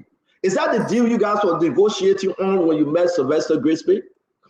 In fact, the issue you talk about Local, when I spoke with his general manager last week, it was when at the time the late Grisby was already dead. I think according to Abu, they contacted Local, and I think you can also contact Local that this is something happening probably this year or next year. And I'm also wondering that those names that have been mentioned by the government are suspect. There was no name like Ibrahim Traore mentioned by the government of Liberia. And Ibrahim Traore took photo with many other people, but you are not concerned about those people he took pictures with, but you are concerned about me taking pictures of Ibrahim Traore. And there are people in the country that have been investigated or have been accused publicly by the government of Liberia. They do have pictures with a lot of other people. You are not questioning those people. Listen, I'm speaking to you, so I brought your photo up. Accused by the government. You are quite correct. You are quite correct. I will give that to you. But I brought your photo up because I'm speaking to you, Ambassador, and we will speak about those other individuals. But let's address the snake in the room. First of all, you know him. My question to you, though, have you spoken to him since this drugs issue occurred? Even this morning, I spoke to Ibrahim. I told Ibrahim this morning, you need to come to Liberia and come and clarify. He said, but the problem is, how can I clarify? The government have never communicated with me. I have a company in Liberia, I have an office in Liberia. My office has not received any communication from the national government of Liberia. What am I to clarify? There was a video posted with my photo. The video, those that made the video never mentioned my name in the video. What am I to clarify? And that's what he said to me. What am I to clarify? And Stanton, for God's sake, look, imagine a good man like you. Do you know how many times people call you all sorts of names? Some people want you to clarify. What do they want you to clarify? Ibrahim is a Liberian citizen, and when he has a business in this country, and he's a mature person. Ibrahim is not Sheikh Kouyate. Ibrahim is not Stanton. Dr. Francine Richardson, one of the person on your show that I really like, if you commit a crime, it's not transferable to her because she's on your show. If she commits a crime, it's not transferable to her husband because my question is simple. Ibrahim Ibrahim has never been accused by any court. Ibrahim has not been accused by the government of Liberia. Even those the video have been speculated, moving around about, have been on, called viral, whatever. That video also never mentioned Ibrahima. I was asking him, how did he get in the video? He said to me, I don't know how I got in the video. I don't understand the language he spoke there, I don't know, Spanish or whatever. I was in the hospital. It was you who even shared that video with me. And a friend of mine shared a video with me, asked me if I know him, and I say yes. And I began to ask him a question, and he kept saying to me, if the government of Liberia has any evidence of my involvement, I will avail myself of clarification. My question to you, Ambassador, did he speak concerning the drugs issue, this past 19.2 or the $500 million drugs that just went up? What did he tell you about the drugs issue in our country? Stanton, I just told you that I spoke with Ibrahima today. Ibrahima said that if the government has anything for him to clarify, he's prepared to come and clarify that to the government. I am not Ibrahima Traore. I am Sheikh Al-Mustafa. What did he tell you, Ambassador, about his involvement, what he knows about this drugs issue? Mr. Waterspoon, Ibrahima said to me today, I say to you again, today is the last day I talked to him. He said to me today that if the government of Liberia has anything, any evidence of my involvement, I am prepared to avail myself for clarification or investigation. Do you know Habib Sharif? Who Habib Sharif? Can you show the photo? I know one Habib Sharif. He works at Ministry of Finance. He's my big brother. That's him. You know him. That's him. Ministry of Finance? Yeah. Do you know? Are you aware that what is his relationship with Ibrahim Traore? This person. Have Ibrahim Traore spoken to you concerning his relationship with Habib Sharif? No. Habib Sharif works at Ministry of Finance. I don't think Ibrahim know Habib Sharif at Ministry of Finance. I don't think they know them. Was there a conversation between Habib Sharif and Ibrahim Traore concerning a phone call that came from Spain to Guinea, getting one of these Equatorial Guinea or some kind of Guinea? Was there a conversation? Stanton, I can share with you Ibrahim's number. I can tell you clearly that Ibrahim will be very much willing to speak with you to make any clarification. Can we call him on the show now? I cannot speak on the relationship with Ibrahim with any other person. You wanted to know what's my relationship with Ibrahim? How did I know him? I will clarify that to you. Did you ask him about his involvement in this drugs issue prior to today? Pardon me? Did you ask him about his involvement in this drugs issue prior to today? Ibrahim keeps telling me that he's not part of it. And I do not want to speak about this. Did he tell you that he spoke to Habib Sharif? Stanton, please. You can contact Ibrahim and I think. No, I'm asking you now. You on the house. Did he tell you that he spoke to Habib Sharif? Stanton, this is not a question that I actually responds to. I think this question should go to Ibrahim, who is a Liberian, whose number I believe you have, and I also understood that someone spoke to him. So you can talk to him. And if you want his number again, if you don't have his number, I can definitely share with you privately. But again, Ambassador, that's the reason why I would like to push you further. Did Ibrahim Traore, did he tell you that he spoke to Habib Sharif concerning this drugs issue? When you talk to me, you mentioned the name Habib Sharif to me. I asked Ibrahim, do you know Habib Sharif?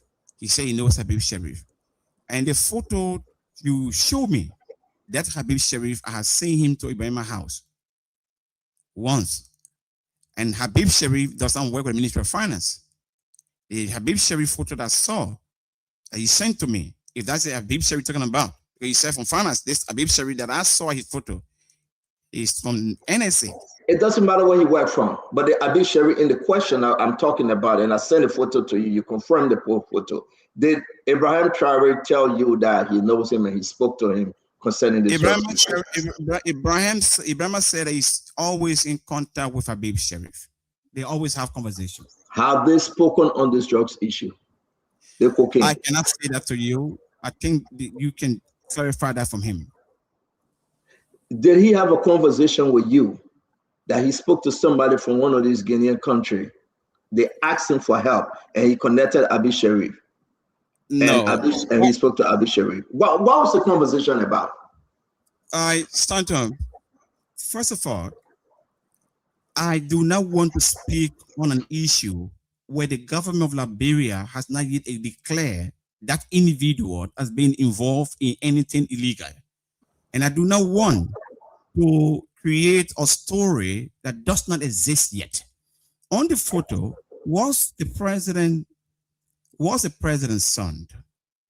And the president's son came over clarification that he got to know Ibrahima, that they went together to attend a sporting meeting in Spain.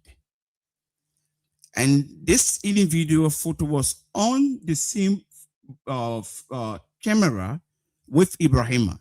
So if you want to know more things about Ibrahima, you should be able to ask those who photos were behind or in a video with him. What I want to say to you very respectfully, that I cannot go further with any other discussion regarding Ibrahima, because Ibrahima is not my son. He's above 18 years. The government of Liberia has not yet or has not declared Ibrahima as a person of interest, and I cannot discuss on someone. Probably the government is doing some investigation, and the government, the state is trying to get some evidence as well. So I cannot get myself involved in any discussion further than this. I was told that we will have other discussion regarding or concession, we have other discussions regarding the governance of the state, we have other discussion, briefly talk about also Ibrahima, whether I know him, how I got to know him. That's why. Any other question regarding Ibrahima, my dear brother, with all due respect, you're one person in this country that I have great respect for. No, I have great respect for you. I will not push the question any further. My only thing that I want you to just answer, to be fair, with this network and the Liberian people, have you had any conversation with Abraham concerning the cocaine issue in our country? Yes or no? He said he's not part of it.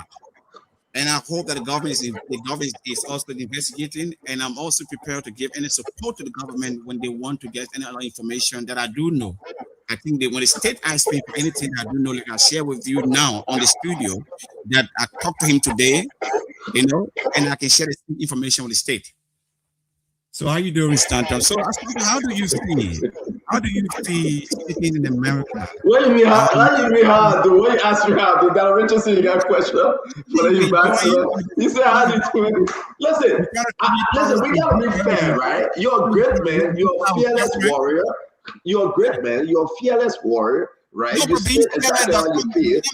But there will be no way that I believe my information, you spoke to Ibrahim Traore, he gave you information concerning Habib Sharif, that he received a phone call, he connected Habib Sharif, right, through this individual. I mean, it's out there. I mean, if it's out there, Stanton, I think you should share this with the state. The state wants more evidence. And let me be honest with you, Stanton. Are you willing to speak? Are you willing to speak to the Joint Security concerning what you know about Ibrahim Traore? Stanton, let me say something to you right now. Liberians every night. That Richardson, go ahead. I'm trying to connect with Ibrahim quickly. Let's see if this is same. Go ahead, station. Every night, Liberia glued to your station to get information. They believe that you are very supportive to the people. They believe that you're not from a specific political party. They believe that you're a patriot. So if you have any tangible information, I think you can privately share it with the state, and the state can use that information to investigate to get more information, more details. But if you think you have information and you don't share with the state and you share it publicly on Facebook, how do you expect the investigation to go well? And I want to encourage you, if you have some private information, you do not have to say it on the show. Share it with the Joint Security, share with the Minister of State, Minister of Justice, and they will do the investigation and get a real funding. Because you're one person in this country who is seen to be very reliable, very responsible. There are many other radio stations in this country, including national radio station, but people glue to yours more than many other stations because they believe that you always come with facts. So do not compare me. Provide information where I do not have evidence for such. And my dear and beautiful friend and sister, how are you today? I'm doing well, Ambassador Koyati. How are you? I'm doing very well today. Oh, that's good. I have a question for you, and my question goes back to an earlier conversation that you and Stanton was having. Um, we talked about the vessel being in Liberia for, back and forth close to maybe 2 to 3 weeks. Do you think that a responsible government will allow another vessel to come in Liberia's waterway without any investigation until it's out into the public? Then we see people are rushing, like you said, they are sending I think the military out there to investigate. I mean, that vessel been coming into Liberia, especially now, with all of the sensitivity relating to drugs entering our country. Do you think that it is a responsible government issue to just let things happen the way as it happened? I won't say, when I say not responsible government, then generally I mean that Liberia as a whole has an irresponsible government. I will not respond to that. But what I can say to you is that it is very sad that the sector that we expect the government to protect the territorial integrity of our country, and having a vessel in Liberia for over 1 week, 2 weeks, 3 weeks without the government taking action, it is side, and that is not leadership. And that is not what we expect as Liberians. And I think the government has been very slow. And even with the investigation, the government put out a team. The legislature came off and gave 2 weeks. In 2 weeks' time, the DEA should come and speak. And in many of the report, what has been very sad to me as a person is that the Minister of Justice has not been speaking. The DEA boss has not been speaking on the issue of drugs. It has only been the chief of police who have been giving reports. So my question has been, as the police, as the DEA become a division under Liberia National Police, or DEA is an alternative, an institution on its own. So if it is an institution on its own, I think DEA is not having any leadership in place. And the government by now should begin to rethink that they should bring someone instead of ORC. They should appoint someone who can lead that place to manage it. But it's a shame for us as a nation that Liberia having one of the biggest, Liberia has become a hub for drugs in this country. And it's very shameful for us as a nation. It is embarrassing for us as a government to have a government in place that have come to rescue the people from Kush, a government that have come to rescue the people, so giving justice for them. The world, a company, a frozen company, was involved here in a similar case, and that company was let go, and those who were arrested, they were freed, and the 100 million worth of drugs issue went that way. The people got frustrated, got angry. President Barker, this government was elected to correct the wrongs. So seeing us having 300 million worth of drugs being burned, that is not a victory that we're looking forward to. We want a victory where all those involved must be apprehended. Their names should be called. When I listen to the video of the IG, I keep asking myself as I sit here, why are we called a government? The responsibility of a government is to serve, to protect. How can we serve and protect when huge amount of drugs still in trust? It's not possible that those things pass through the border. It's not possible that those things are put on Kindle. I can say to you that if the government, if the president push the IG, he will give the names of those Liberians who he thinks are involved, those officials who he thinks are involved. I can see the IG. It's reduced. Ambassador, I apologize for interrupting you, but I just want to ask you. So you give me 2 instances where leadership was not exercised. Okay, one would be the vessel coming to Liberia. 2 is how you are telling me about the people in the LDA and the police are not coordinating. That you wonder what is the status of the police, right? But yes, but you are telling me that leadership was not exercised, and a responsible government is to protect the country, right? But on the same voice, you're telling me that you have a responsible government. No, we cannot call a government irresponsible because of one I'm instance. sorry, I didn't hear. I'm not hearing you. You got muted. What I'm saying, you I'm cannot not refer hearing it. to maybe. Yeah, hold on, let me know you're good. You're good, Shaq. Dr. Richardson just No? have internet problem. You're good. Dr. Richardson, go out and come back in. Yeah, go ahead, Shaq. Answer, please. Yeah, I we will can not. hear you. I will not refer to the Spoon Talk as irresponsible or media institution because of one mistake for one of its journalists. No, I will be specific on that issue, on that individual, on that event, and say it that action of that journalist was very much irresponsible. But I cannot call Spoon TV generally an irresponsible institution. In that way, I will not be, doing good for them, also doing good for myself. But I think that the So government has. Dr. Richardson will come back. We welcome Councilor Kanyo Babala. Let's switch gear. Let me put this in. I was in 4, but let me bring it back to 3. And I had it, the shift. I go 1, 2, 3, 4, something like that. I don't drive. Hey, I drive automatic car. So those of you that drive the state, I don't know how to do it, but I'll put it in 4, and I think 4 that will come back. So let me digress, right? Not to beat on you a lot, but Gregory Coleman, though, you expect any more? You think is that more there to this story? Like Gregory says, senior government official. That if we cannot grab those senior government officials, you think then the government not fair to our people? Because there must be a reason, Ambassador. Yeah. This is not Gregory's first time saying it. He said it when he went to the Senate. He said senior government official.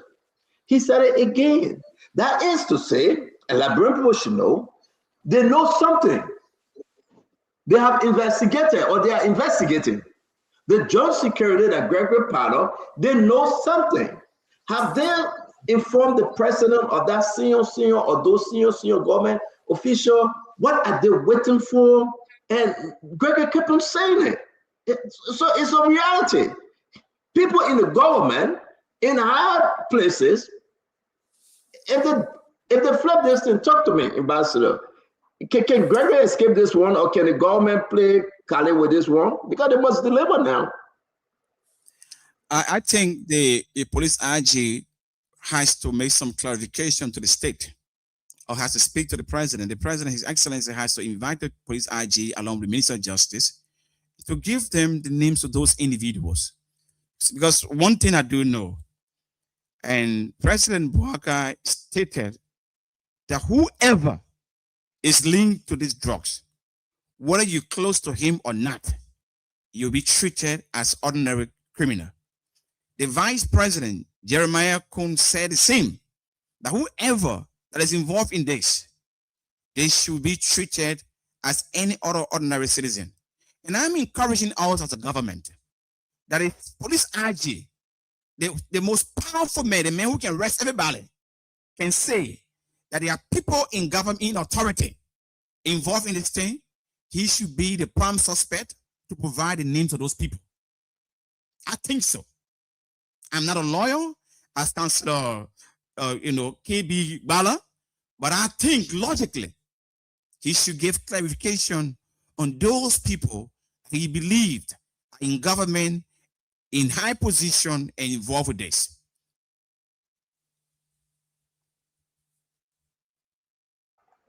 Councillor, welcome to the show. We allow Dr. Richardson to finish her question. We'll come to you.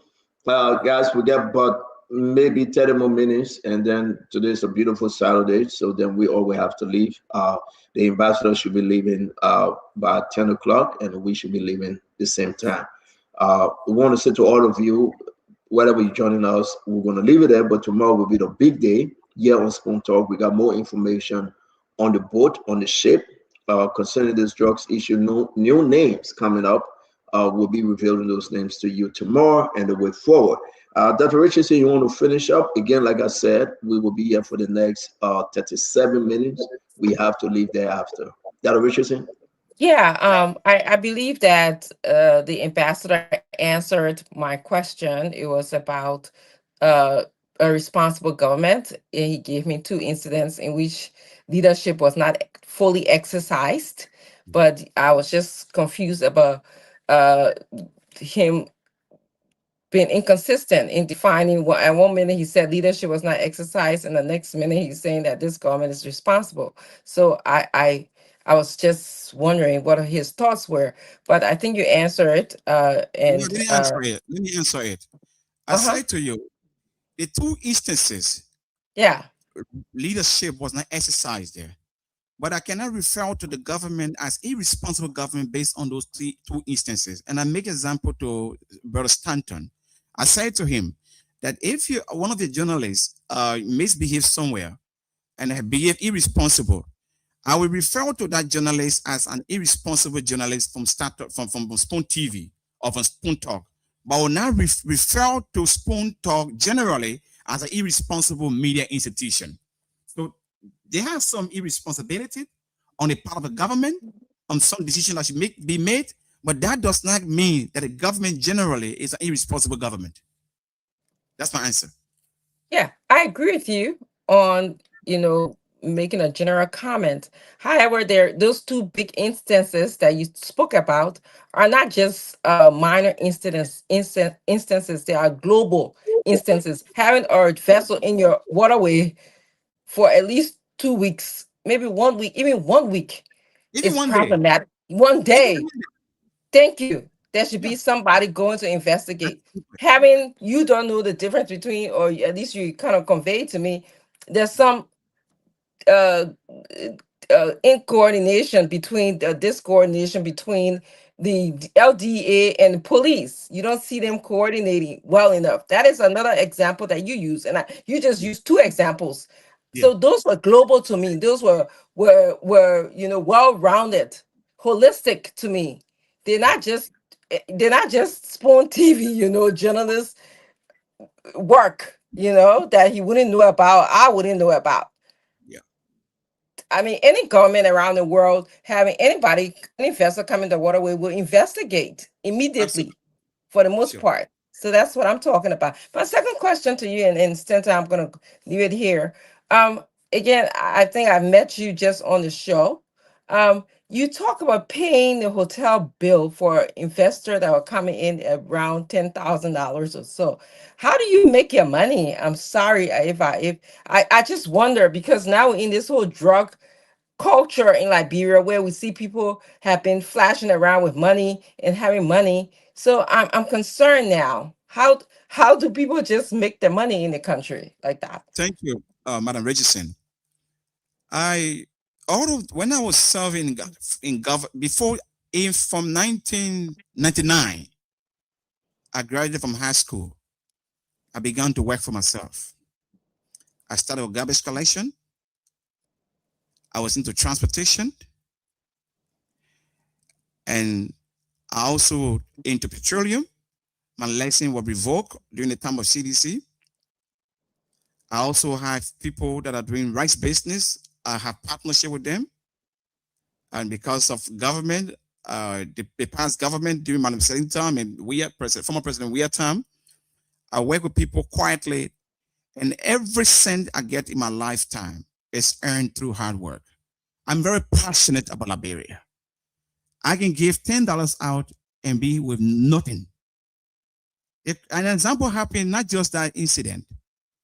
There was another group from Angola. The president is aware. When they came here to open, they said they're going to open a bank here to support Liberia. We came from Luanda together. They were introduced to me by the president of Angola.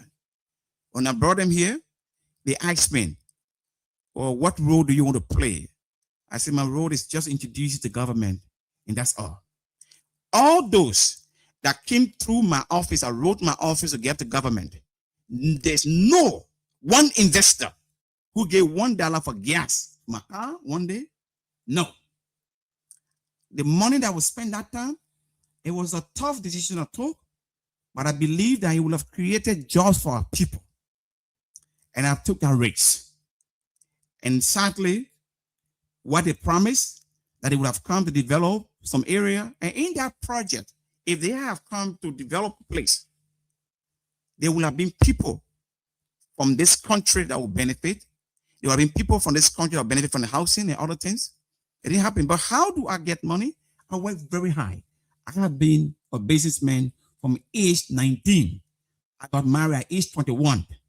I've never worked in government. And I stay married to the same woman with 8 beautiful children. In my lifetime, I've never been employed until once. And the one person I ever employed me, he's called Maurice Saka. He was doing golden rice. I was working with him as a store boy, supervisor, manager, until I started doing my own business. But I'm just passionate about Liberia. I can do anything for this country. Like how Stanton can sometimes give people $5,000, $10,000 to support them because he loves Liberia, because there's a need to help them. Councillor Dan Richardson, thank you very much. Councillor, you have any question for the ambassador? Well, thank you, CEO. I know it's a short show, so there's not a lot of time to talk too much. It's good to see Ambassador Kouyaté, very strong, tough-talking businessman, stroke politician, stroke philosopher, stroke Pan-Africanist. It's good to see you, my brother. Also good to see Dr. Richardson. Stanton, I don't know. I know yesterday you and the big boys were enjoying, so you just left us in limbo. I saw your pictures. It seems that you've been officially invited to the Big Boys Club. Just be careful over there, though. We don't want you losing. We don't want you losing your hard-hitting edge, you know, because when I saw you in the company of those hard hitters, I said, Stanton has received his official invitation to the Big Boys Club. No. We'll get back on course. We get Ambassador Sheikh Kouyaté here. Let us get back on course. But anyways, Ambassador, look,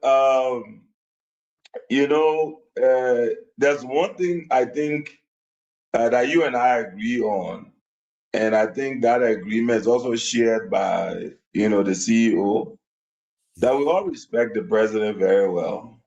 Respect the president. We respect President Boykai. We know that he has no hand in, distributing drugs or encouraging anyone to distribute drugs, or that he is complicit in any distribution of drugs whatsoever. I think all three of us can agree on that. Yeah. Where the gray areas are normally is in terms of the actors that are involved and how quickly he can move to arrest, the situation. And I think his last decision, you will agree with me, is showing that he's not joking with this matter, but it's far from over.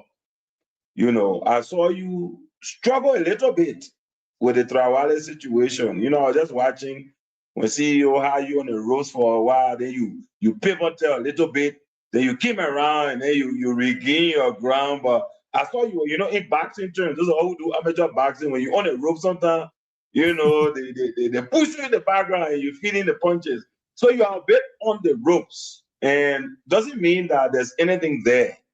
It could simply mean that you know this guy. And like all of us, we know everybody. Liberia is so small. We know most people. Doesn't mean because we know them, it means that we are aware of everything that they are doing.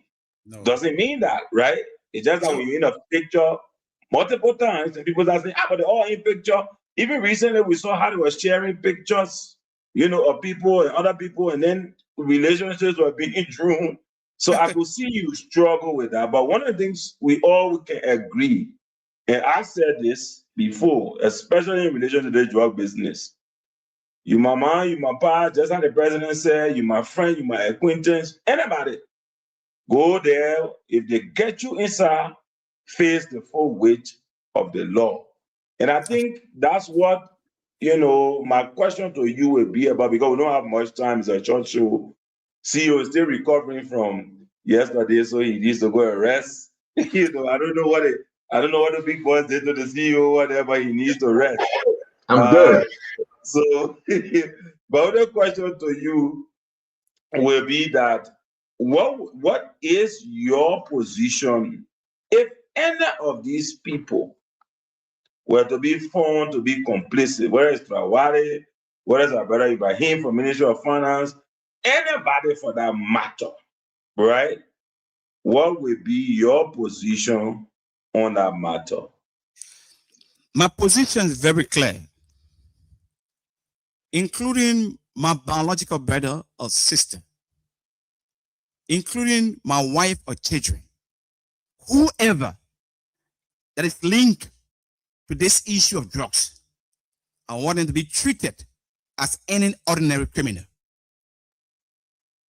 And we are working together, working with the government, ensuring that this issue that we have today in Liberia, it didn't start now. We are all aware of this. It didn't start yesterday. We are all aware of this. It has become a system from regime to regime to regime.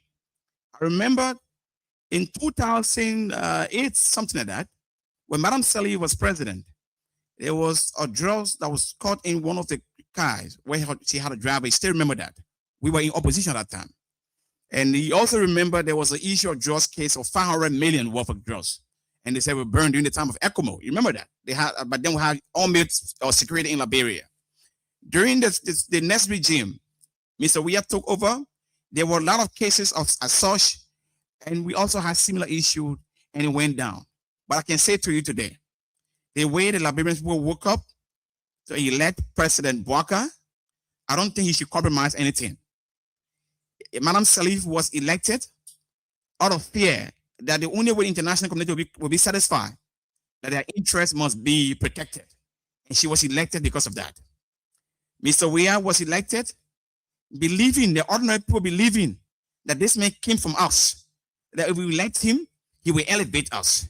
He got elected, the people were not elevated. President Bouaka, they look at him, they say, this man was a vice president. And he look at his own government, that we squandered opportunities. We will not allow it. That will let us try this man. And that's why he was elected. He was not elected because of Unity Party. I can challenge anybody. Have election today and move all the other political party and say Unity Party and another party. Unity Party cannot win election. President Bouaka is not a Unity Party president. He's a Liberian president. He must serve Liberian people. And I do believe that he stands very strong, and close his ears on friendship, close his eyes on friendship, and call the IG. And the IG will be able to open up to him and speak to him. And anyone involved, let them be punished as any ordinary criminal. Enough is enough. And I know today we have forgotten. I also have my own campaign. Even though Stanton is only concerned with only campaign. My campaign is an issue of concession. The Liberian people are suffering. Our minerals are going. Our children are jobless, hopeless. Our mothers are dying of frustration. We talk about political party. Just imagine, Councillor, you are aware, when Ellen Johnson Sirleaf signed the Bear Martin contract, it was 2013. The same price of gold in 2013 is the same price of gold, the contract for 15 years. In September of 2023, United Party, CDC, they all agree to renew Bear Martin contract. They agree with all the differences. They agree to renew a contract that still has 15 more years. They renew that contract. Today, Bear Mountain will be leaving after 10 years or 15 years and turn a place over to another people, and we only have graveyard there. Imagine one company saying that they get 900 kilos of gold per month. Just one company. They underrated the amount that it actually take in. 900,000 per month and 12 is 10 ton, 800,000 kilos of gold. Liberia is so shamelessly as a nation going to United in the World Bank, going to IMF, clapping that they're getting you 200,000 when you have 900,000, 900 kilos of gold. Now when you sell the gold, 1 kilo of gold today is $150,000. Imagine $150,000 times 900,000. When will we wake up? I remember one of the things that made me come to President Bouaka. When you visit him, he will be having a notebook. In a notebook, he had all the mineral companies, all the concessionaires, he had them. Even the port was there. But today, those same concessions, that we were condemning yesterday at the same concessions we are pretending today. Now I wonder that this is a last chance for Liberia to have democratic leadership. And I'll say this, if we as Liberians do not come together, forgo the issue of parties, to embrace our country, to elevate our people will lose the appetite to vote. And when they lose the appetite to vote, you will have ballot boxes. You will not see anybody going to vote. And one day they will get on the street, and that day they want themselves to decide for themselves. And we do not want that. Liberia is a great country. Liberia has great natural resources. When I was invited on the legislature, when I sit with our lawmakers, I listen to them. When I went home, I cried. I saw men and women, but I didn't see leaders. I saw men and women. I have copies of all the contracts. Look at the contract for Accelometer also. It had 5 more years. What a big change they did there. Madam Salif, time we call it bogus contract. She was a thief, but she was a good thief. What happened? That contract of Madam Salif stated 5 million metric tons should be the only amount to leave Liberia. We changed it. This administration changed it.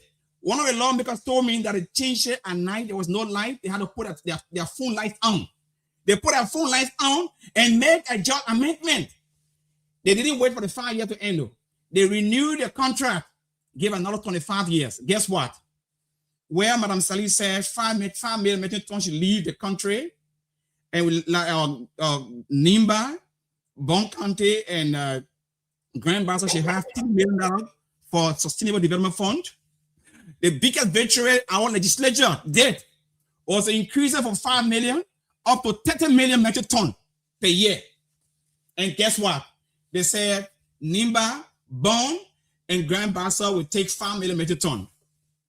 The previous agreement and this one, which one is better? The previous is even better than this. This is what we are speaking about. So our question remains, Ambassador, and I know you want to leave the drugs issue because, you know, I don't want to beat on you for long. And I know you're trying your best to bring about the concessions and other agreement is fair. You know, the people have the straw. I get my last 2 questions for you, if those will be my last 2 questions. One, are you still supporting President Bouakai? My support for President Bouakai was not based on position. It was an alliance that we had with as a team, as political parties, and the agreement that was signed is valid up to 2029. Until 2029, I still support President Bouakai. But supporting President Bouakai, you went into an agreement. You went into a written agreement with President Bouakai. Once I have an agreement with you, Stanton, that we are friends, that we're going to do X, Y, Z, the agreement remains, but that doesn't mean that I'll be quiet if you do the wrong thing. I will keep reminding you that you're doing the wrong thing, as I am doing now. And I can say to you clearly that what is happening in South Africa will happen in Liberia very, very soon. Very, very soon, not too far anyway, not far anymore. The Liberians will have a nationwide march to go to the various concession agreements, various concession sites, and say, leave our land and resources. You either renew it and in the interest of people. See, Guinea, military government just turned democratic. They put stop to exploitation of gold. Now we are doing a gold refinery. No gold leaves Guinea until we get to the refinery. They stop it today. Guinea very soon will be getting millions of dollars every month from their country. Look at this country. Everyone is a beggar. The young people, the only career we have for them, we call them, they are beggar, we call them intellect. They go to intellectual center, they have election. What is intellectualism? They go and have elections. The only way for politicians to go there and lie to them, they get praises and get them money and leave. Nobody cares for this country. Look, imagine 2020, during Independence Day, I saw some government officials. You come here 26, I put his father scratch card there. They sent 2,000 names. I'm going to distribute $200,000 Liberian dollars. How much $200,000 Liberian dollars for 2,000 Liberians? $5 each. Is that what they want? No, they want dignity. And I can say to you, Stanton, I can say this to you very clearly. My support for President Bouakai will not compromise my stance for Liberia. Above all else, Liberia, no matter how much my alliance remains with President Bouaka, I will continue to speak for our people. I am not interested in being president. I'm not interested in having any position. My interest is for upliftment of the Liberian people. As long as yeah, I mean, you say a lot of good stuff, but you know, we got 16 more minutes to go. Yeah, we got 16 more minutes to go. You came in with 5,100. Are you running 2029? Will you be on the ballot in 2029? Stanton, I have no interest in the next election. My interest is the next generation. My interest is the next generation. That's why I'm speaking for the next generation, not the next election. But the next generation must have a leader. The next generation does not need the next election. The next generation needs now. Tomorrow is giving birth by today. You cannot harvest when you're not sown. Today we must sow. Yeah, but you were in government, Ambassador. You were part of the government. You have the kind you said. You're a free talker. You talk, and sometimes you hold back. Never hold back. Because you hold back on the Ibrahim Traore issue. You have back. Sometimes I can tell you, I've never hold back. And but you have back on the Ibrahim Traore issue. Maybe, I know you have back on many other issues. I don't want to go there. I don't want to go there because you and I know that you have back on that issue. You know a lot about his relationship. Are you telling me that Ibrahim is involved? But I think you know something about the drugs thing. And I think you know that you know. I also know that you have no interest in, I know we all are concerned about the drugs. But let me answer your question, Stanton. Is that the only problem Liberia has now? That's the major problem we have now, yes. It's a major problem. Yes, sir. Let me ask you, what leads the drugs to come to Liberia? Security is not a major. Are you not concerned about security? Well, it's all part of the drugs issue. You should be concerned. Are you not concerned? I'm concerned, but that's what I'm saying. If you are, so let me say this, right? And this is where I'm trying to get into your mindset. And let me say it quickly. Ambassador, and that's what we are calling for Gregory to recuse himself, or the president should put him aside, right? But you as an ambassador, you're a friend of Guinea, you're a friend of Sierra Leone, you know the region very well. You speak the languages, the dialect and everything. You're a very, very intelligent guy, right? You know exactly who are these players. You know Ibrahim Traore. You know what he told you about the phone call he received and he connected Abi Sharif. You know that. I don't think you're being fair with the Liberian people tonight. Or maybe you can be willing to speak to the Joint Security as to what you know that they can question Ibrahim Traore. Because Ibrahim Traore received a phone call, you know, I know, and on that phone call, somebody asked for his assistant. You know that, right? And when they asked for his assistant, no, hold on. Somebody from Spain called him and said, listen, do you know anybody in Liberia? And the person they called is the wife of a minister in one of their country called Equatorial Guinea or Guinea-Bissau, wherever the country is. And you know that very well, that Ibrahim Traore has showed them. He has showed them that he knows somebody. And he connected them to Abi Sharif. Ibrahim Traore connected them to Abi Sharif. And you know that.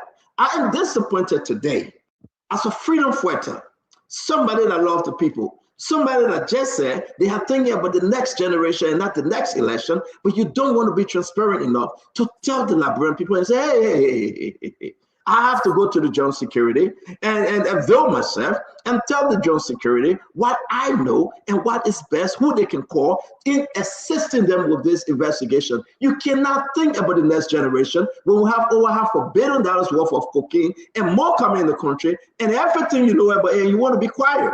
That is not fair. I am disappointed in you. Thank you very much. You know, Stanton, I do not expect you to be happy with me. The fact that we all have our history. Stanton, I am not one of those rich people in Liberia, but I'm one of those people who is very much respected in this country. I am on record, Stanton, as the only Liberian citizen who worked for government and did extremely well, provided services to the government, and didn't ask for a salary, not because I'm comfortable, but because I made a statement in 2014 when I contested as a senatorial candidate. and I said that when I'm elected, I will take 10% of my salary. But if I'm not elected and I'm appointed, I will not accept any financial remuneration for my service to the state or to my duty. I didn't do it because I was rich. I did it because I want to respect my word. And Stanton, I hope and pray that you can have someone in your family, among your children, to be named Sheikh Ali Mustafa Kuyate. I do not compromise anything. You cannot indict me somehow. I tell you this today, that I'm prepared, like yourself is prepared, like every Liberian is prepared to work with the government of Liberia to provide the information. I said to you on the state, on this station now, that if you have some important information that you think you have, instead of saying it outside to the public, provide to the joint security, to the national security, so they can quietly work about it and get evidence of what is said. You don't just give statement out because you have privilege or because you have a platform to speak out, so you want to say anything that's out. But let me. So I agree with you now. So let me say this, Sheikh, Ambassador. One thing you just said, right, Ambassador? As we end the show, I beg you, I will give you time. Chief, give me 1 minute. Chief, give me 1 minute. I will give you time. It's very important to know that. Hold on 1 minute, Ambassador. You said something. You want me to go? No, Ambassador, wait now. Wait. Chief, wait, small. Ambassador, I have some order here. Wait small. I beg you, wait small. I like what you said. And what you said, I appreciate. You want us to do it beyond Jade because you're ambassador. We'll do it beyond Jade. We'll go beyond the house. We'll talk to the. Yeah. You said I'm gonna name my child after your name, and I said Jade. You don't know Jade. I cannot name my child after you, and you don't know Jade. But again, this is not. This is a national issue. It is a national issue, and I like what you said. We have to treat it as such. So therefore, are you willing to avail yourself to the national security to speak to them, have a conversation that you took part in concerning this drugs issue, the cocaine issue? If they call you, are you willing to help them? Never participated in cocaine issue or in any illegal things on this planet since I was born. But I can say to you, even when we went to Guinea, when the joint security wanted some clarification, I, Sheikh Kuyate, provided a written communication on this issue at the border to the joint security. And I was in government at the time. I refused to go with a lawyer.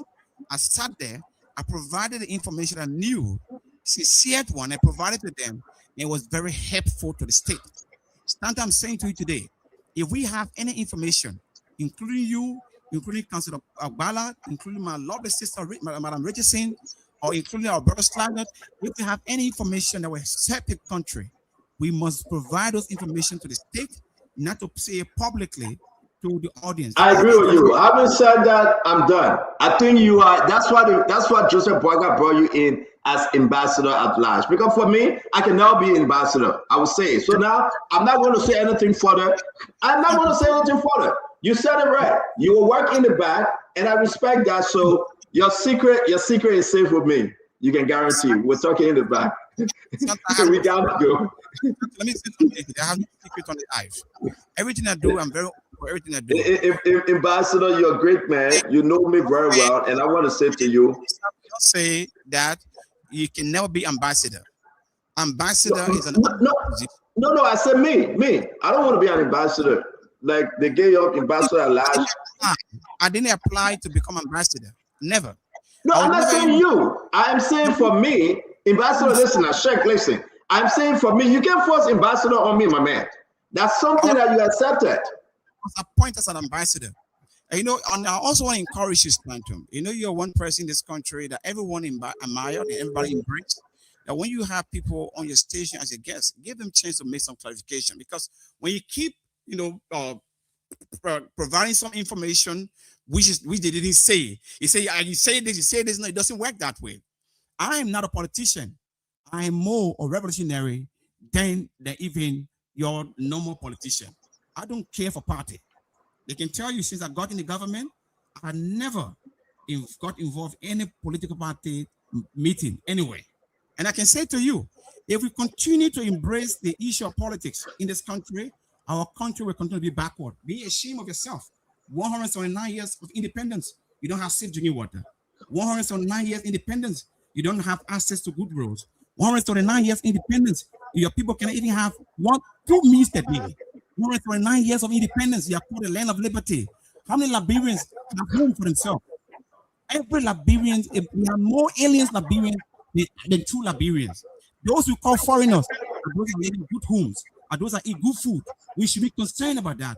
As Liberians, we should be concerned about this party, that party, this individual, that individual. But I have no party. I want to say, Shaq, we got 6 more minutes. Let's wrap this thing up. Whenever you come in, you and myself go all out. We do appreciate you. And again, we gave you the last word, Ambassador. We gave you the last word, Ambassador. Hold on 1 minute. Let's just get a closing from everybody. Ambassador Koyate. Ambassador, if you can hear me, hold on 1 minute. It's offensive. That one, maybe the ambassador not hearing me. Can you just relay to him? We will give you the last word. It's always good having you. But we got to go. Like we said, we will be leaving from here 10 p.m. Liberian time. So we want to respect that. You always come with fire, but you always meet fire. What we tell you in the back, that in the back. But I'm happy when you said that, listen, Stanton, we got to be a diplomat here and work with the government and don't put everything out there. I want to say, listen, nobody lying with you. You always speak from your heart, and we do admire you for that. Thank you. You're a great man. I mean, you're a businessman. People respect you around the world. I saw you, in Guinea, in Sierra Leone. People respect you, and they get close to you because of what you present. All right, I've never heard anything evil concerning you. I'm gonna say it on this show, but I know you know people, and you're willing to work with the government to say what you know. But this is what we do on this show. Ambassador, it's always good having you. We're going to ask Francine if you get one last comment, Counselor, and then we'll give you the last word as we depart for tonight. Again, thank you for honoring our invitation. I wish you well, though. I hope that all your medical went well and you are doing excellent. Again, seriously, I wish you well. Don't follow Kanye. Kanye is the useless guy, but you're not. You are Muslim, Kanye that Christian. Jesus loved us. Jesus died for us. Jesus coming back for us. That Richardson? Yeah. Thank you for having me on the show, and it's always good to listen to some of what the Ambassador Koyate had to say, especially when he speaks about division in the ethnicity. I particularly would call for unity, calling people's name just because of your tribal affiliation is bothersome to me. I don't think that's good for our country. I hear you, though, Ambassador, double speak here to me. On one account, you say you support President Bokar. He's not a Unity Party person. You don't support the Unity Party. I don't know how to differentiate the president from the Unity Party. I really don't know how to do that, and maybe you can do that. I also heard you say that, well, you're not interested in politics and you will support the government, but you will continue to speak out when the government is wrong. I don't know. I don't know if that's speaking out gotten any changes for you. Have you seen any differences for you? So those were the things that I just some little takeaway. I mean, you call out both the CDC and the Unity Party, especially when it came to B Mountain contract. You admitted that both parties, were involved in ripping the Liberian people of benefits that we could have had now. And you talk about how they went in the dark to renew the ArcelorMittal contract for 25 more years. So you are questioning what is the CDC political party and the Unity Party doing for Liberia that will enhance our country. So those are the things that I take away. It was a great show, Stanton. Thanks for allowing me to spend my spare time listening and also contributing to the show. Thank you so much, Ambassador Koyate. Don Richardson, thank you very much. Ambassador, real quick though, somebody get a question. If you can answer fine, if not, it's okay. Then we go straight to Counselor. One of the guys watching you, they like you, they admire you, especially, they speak so. And they're always in Guinea. And they say you do a lot of stuff in Guinea that people admire a lot. I don't know, but he's watching you. I don't want to bring him on because I don't know his background, but he asked him a question. Do you share office? You guys in the same building with Ibrahim Traore? Do you have an office in that building? I don't share office with Ibrahim Traore. Do you have an office in that building? I do not share office with Ibrahim Traore. Now I'm saying the building is in. Do you have an office in that building? My office at the Mac Tower is where I have my office. Is Ibrahim Traore have office in that building? You can inquire where he has the address, but that's where I have my office. No, but you know him now. I'm just trying to get it clear. Does he have an office in that building? They asked the question, do you share the office with him? I said, no, I do not. Then I changed my question. Do you guys have office in the same building? My office is on Mac Tower building. You can inquire if his office is in the same building, then we are in the same building. So you gotta just give a yes or no. You know him. Do you have Ibrahim. an office in the same building Ibrahim have an office in? I know Ibrahim. Do you know that? Do you know that? Seriously, I know we gotta end the show, but it's just important. Do you know that he was jailed in Morocco 2005? No, I don't know about that. Does he have another name? The name I know for Ibrahim is Ibrahim Traore. Does he carry the name Siddiqui Jabate? No, I've never seen any paper of him with that name. But you cannot confirm whether he has an office in the building that you have your office in. I cannot confirm that. And you cannot deny either. I cannot confirm nor can I deny whatever you say. Okay. You know, the people just watching us and the people, thank God I didn't bring the gentleman on because yeah. I thought it was my time for closing and you took from my sister. No, I'm sorry. He just wanted to squeeze in his question. I'm sorry. We're closing the show. Counselor, you want to go ahead, then the ambassador go last, please. The ambassador will take us home. Ambassador, I'm done with the question. Well, thank you, CEO. You know, CEO, don't be surprised that the ambassador is savvier than myself socially. You know, I'm a better. I don't know about these things. You know, when people say it's a useless guy, but man, I don't know a lot. So the ambassador probably know those things. You know, I'm just a guy who, you know, married and trying to keep it down just like that. I don't know about those things. So, you know, Kuyate better around. You don't know. So don't just excuse him and give me those props. But beyond that, what I would say is, I tried to find a softer word to use, ambassador. I struggled. I couldn't find it. So no offense if I use this word. It's no offense to you. I don't mean to offend you. But I think there's a bit of a contradiction when you say to Stanton that you think if there's something to be said, it must be done diplomatically in relation to the drug issue. However, when you want to talk about Bee Mountain and the concession issue, you don't want diplomacy. You want to say it openly here on the show. You want to criticize that the agreements are bad. You say the one before Ellington was good. This one is bad. The ArcelorMittal Ellington was good. This one is bad. You're speaking to the Republic of Liberia on spoon and the diaspora on spoon. You don't want to be diplomatic about that. But yet, when it comes to the drug issue, you say information should be handled diplomatically. So to me, there's a bit of a contradiction there. Maybe I'm wrong. I'm not sure about that, right? But I think also, but I cannot hesitate to agree with you that, you know, I wrote a piece about, you know, Liberia and how we are economically. We spend a lot of time, you know, talking politics and not making money and not getting economic prosperity. I think we should invest a lot of time into that. Local content policies, how Liberians can own businesses and partner with people coming in, whether they are investors or not. We should pit them with Liberians so that we get equity and we don't just become employees. I do agree with you.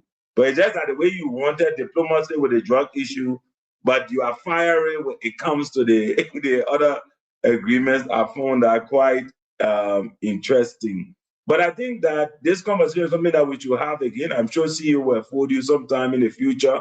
I feel like we're ending it on a rather abrupt note, but I can understand, you know, CEO with the big boys and they co-opted him yesterday, and they were there, so he doesn't have a lot of time to spend today. But tomorrow, I'm sure we'll be here with fun time. So, CEO, I think, like I said, I mean, good conversation. I think Ambassador at some point will come back and we can still, push back, diplomatically, because the man like diplomacy on a few things that he put out there. And it will be a good conversation for the, for furtherance of Liberia. But just to go away, CEO, I keep saying, you seem like you've gotten an invitation to the Big Boys Club. I don't know. Oh, let's excuse the ambassador, then I will answer your question. Let the ambassador close. When the ambassador leave, I will answer your question. Ambassador, go ahead, Chief. No problem. Mr. Richardson, let me just conclude with your inquiry, your concern. Now, how can you say that you do not support the Unity Party, but you support the president? How can you differentiate the presidency from the Unity Party? When we had election, we never elected a president for a political party. We elected a president for the Republic of Liberia. And so that's the difference. He's no longer the president of the Unity Party. He's now the president of Liberia. So that is the distinction between the two. And to my brother, Councillor Bala, I never stated that we should have it diplomatically, the issue of drugs discussion. I'm more involved in this, I'm more concerned about this drugs issue than even your very self.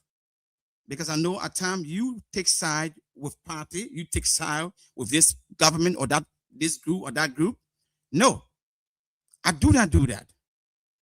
I said, when we want to get information to the state, to get the actual information to support our claim, we have to work quietly with the intelligence, provide this information to the government, let the government do its own investigation. Because you are a lawyer. Why if you come out now and call somebody that is involved? You as a lawyer, learn the person. And after the investigation, it is stated that the person is not involved. How will you feel to yourself as a counsel of law? You'll be very embarrassed. It will become an issue of credibility. And I'm saying this to you. Somebody told me one day, he said, I don't like to listen to Spoon TV because the guy who owns Spoon TV is a criminal, So I said to him, did he steal from you? He said, no. He said, but he was investigated. He was found guilty. So because of Mr. Stanton allegedly being found guilty, can I refer to all of you on this show that you're criminals? Can I refer to you who are friends to him that because people are calling this name, are calling the same name? No. Ibrahima Traore, if the government believe that they have issue with him, I will support the government. If the government have issue with Stanton, with even Councillor Bala, or even my sister, Mr. Richardson, or even my brother, Diamond Slangert, if there's any information I can provide to help the government, I would definitely do that. In my lifetime, Africa come first, Liberia come second. And my wife, my lovely wife, come third. Thank you so much. It's an honor being here. May God bless you all. Thank you. Yeah, well,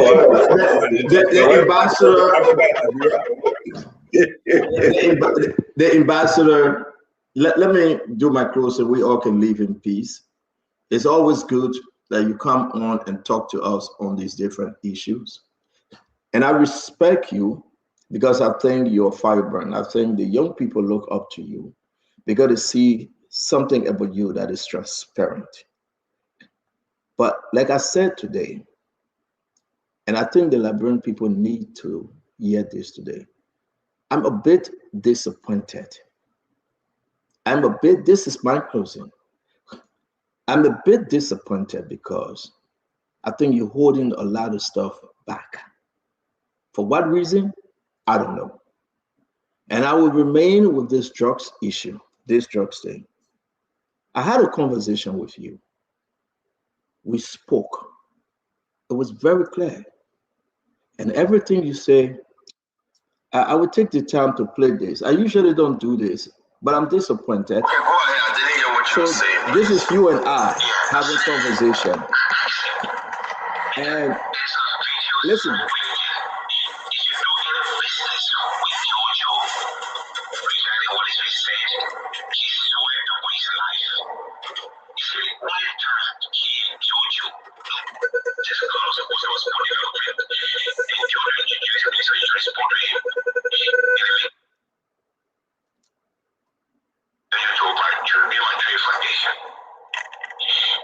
question, I said, God, have you spoken to anybody regarding what is happening at the They say yes, he got a call.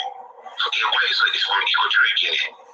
Somebody, one of the white relatives called him that somebody contacted him from Spain. That they had somebody in Liberia that had a problem. If he knows anyone, that needs have been.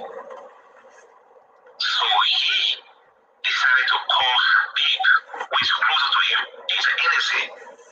So he told Habib, he said, Habib, somebody called me from Spain, and they wanted somebody to help them intervene, based on security something. But I don't understand. Can I lead into the people?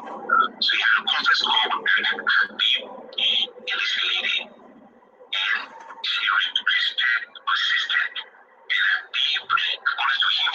I don't want to go too far in this recording, and to tell you the truth, that's my disappointment. You spoke to Abraham Traore. He told you someone called him from Spain. They spoke to somebody from Equatorial Guinea. He told you, and he connected that individual to Habib Sharif concerning this drugs issue. And let us be fair. We all fighting for the same thing, Ambassador. But it's so we cannot hold the president with one standard, hold Jeremiah Cohen with another standard. If we can help, and we choose not to help. You share your office with Abraham Traore. You share your office with him. You couldn't say it today for what reason, I don't know.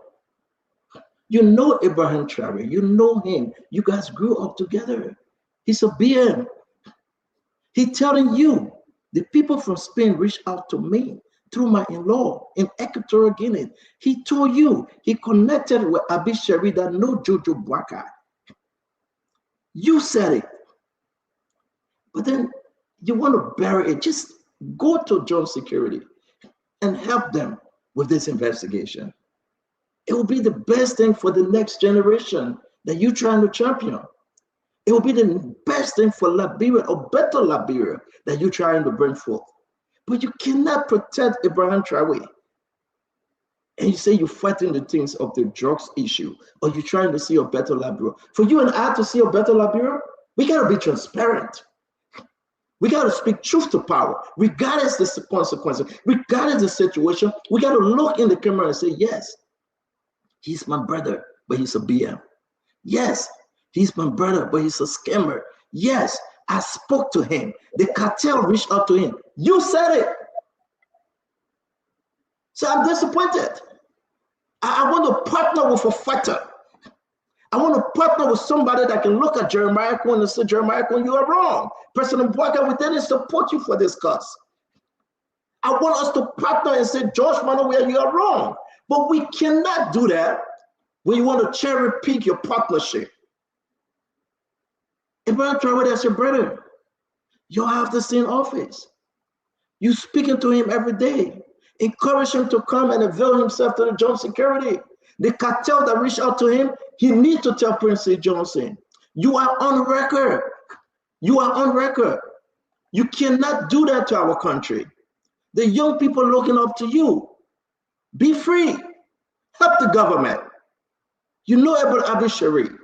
His involvement of the money negotiation, $1 million, $2 million to help this cartel get the drugs back. You cannot sit on spoon and do this to the nation. I hold you in high esteem, and I know you will do the right thing. May God bless you, my brother, and may God open your eyes that together, you and I, and the rest of other good Liberians, that we can come together and fight this, because we need to. We need to help Joseph Yuma Bwaka. If you see something, say something. If you hear something, say something. What you say, Abraham told you, go to Prince Johnson and let him know. Tell him who's the minister in Equatorial Guinea. They will help. Tell him that yes, indeed, his name is Siliki. He was jailed 2005. He's a BM. Don't cover for him. His involvement with the drugs thing, help the government to help our country. May God bless you. May God bless you. No. Listen. You have all this information you provide the government. No. That's you. Listen. May God bless you, my brother. You know, this is when I like to leave it at Kanyo. To tell you the truth, I was giving the ambassador the chance that we can talk as a country, Kanyo. The drug scene is not one person thing. I respect Ambassador Sheikh Kouyaté.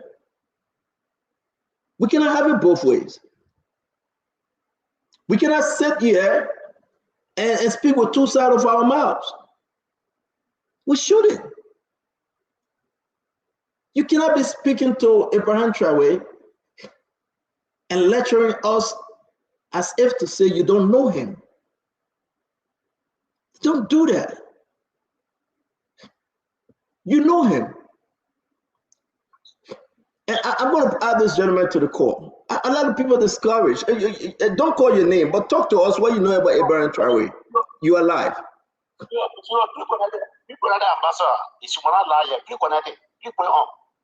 Yeah, go ahead, talk. He's listening to you talk. He's here. I don't know what you're doing in the Bible. Go ahead and talk.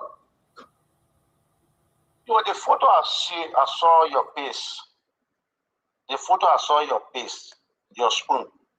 I know the guy. We related.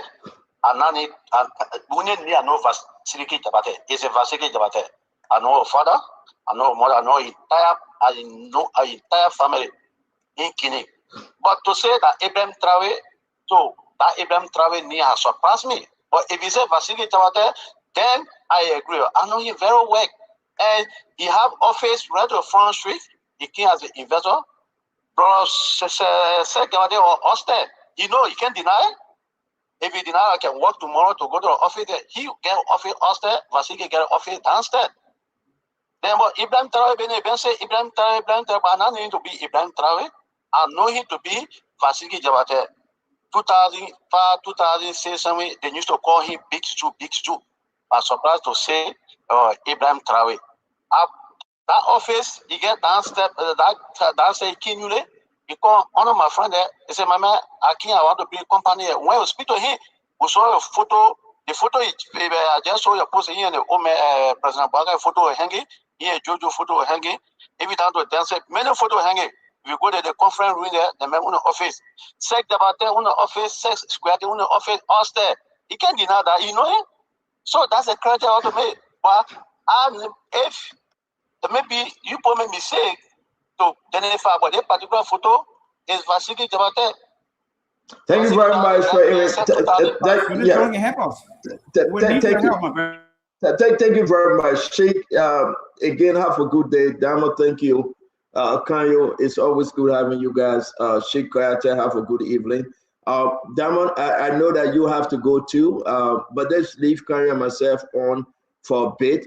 That you can make, you can see the ambassador out. Just give him 5 minutes, Damon, 5 minutes. I just want Kanyo and myself to rest on this quickly. Kanyo, I usually, don't take this route, but when people call me in and say the ambassador is not being fair, it tipped me off. Kanyo, it does. It tipped me off because, I respect the ambassador, and I think the ambassador should be fair. You know what I'm saying? He should be fair to us. I don't know. Let's hear you. And tomorrow's show will be big. We got more. We want to invite you all. But the ambassador, you cannot blame Jose Yuma Bwaka, and you have supportive documents, right? To help this case. But you circumventing and telling people, say, well, I don't know. You know exactly. This guy is Imam. You know this guy from Spain. You know this guy. You grew up together. You cannot have it both ways, Kanyo. And that's my frustration, man. Well, I think you're absolutely right, CEO. Like I said, the first interaction you had with the ambassador, and I don't know this guy from a bag of chips aside from afar. So I really haven't interacted with Kouyaté, but I know of him and I've heard him in his position he's taking, and I respect him for that. But the first, back and forth you had when you came onto the show, he seemed to be quite a bit defensive, and I referenced that in my first statement. Then when you came back with the office issue, the way he responded to the office issue left a lot unsaid. There was a point where he paused for like a few seconds. He didn't answer. And then he said he cannot confirm nor deny. He could only confirm his office. And, you know, he couldn't confirm whether there was another office there that belonged to Ibrahim, who is now known as Vasiki Jabate. All of a sudden, he has like a couple of names, you know, that which also raises a lot of credibility issues. And but also what I found a little bit contradictory was that in his previous statement, he did mention that this Vasiki Jabate stroke Ibrahim Traoré was a smaller brother to him growing up. And he knew this guy's older brother. So I would think that if they are in the same building, you know, and they have somehow interacted in their current picture, that he would know.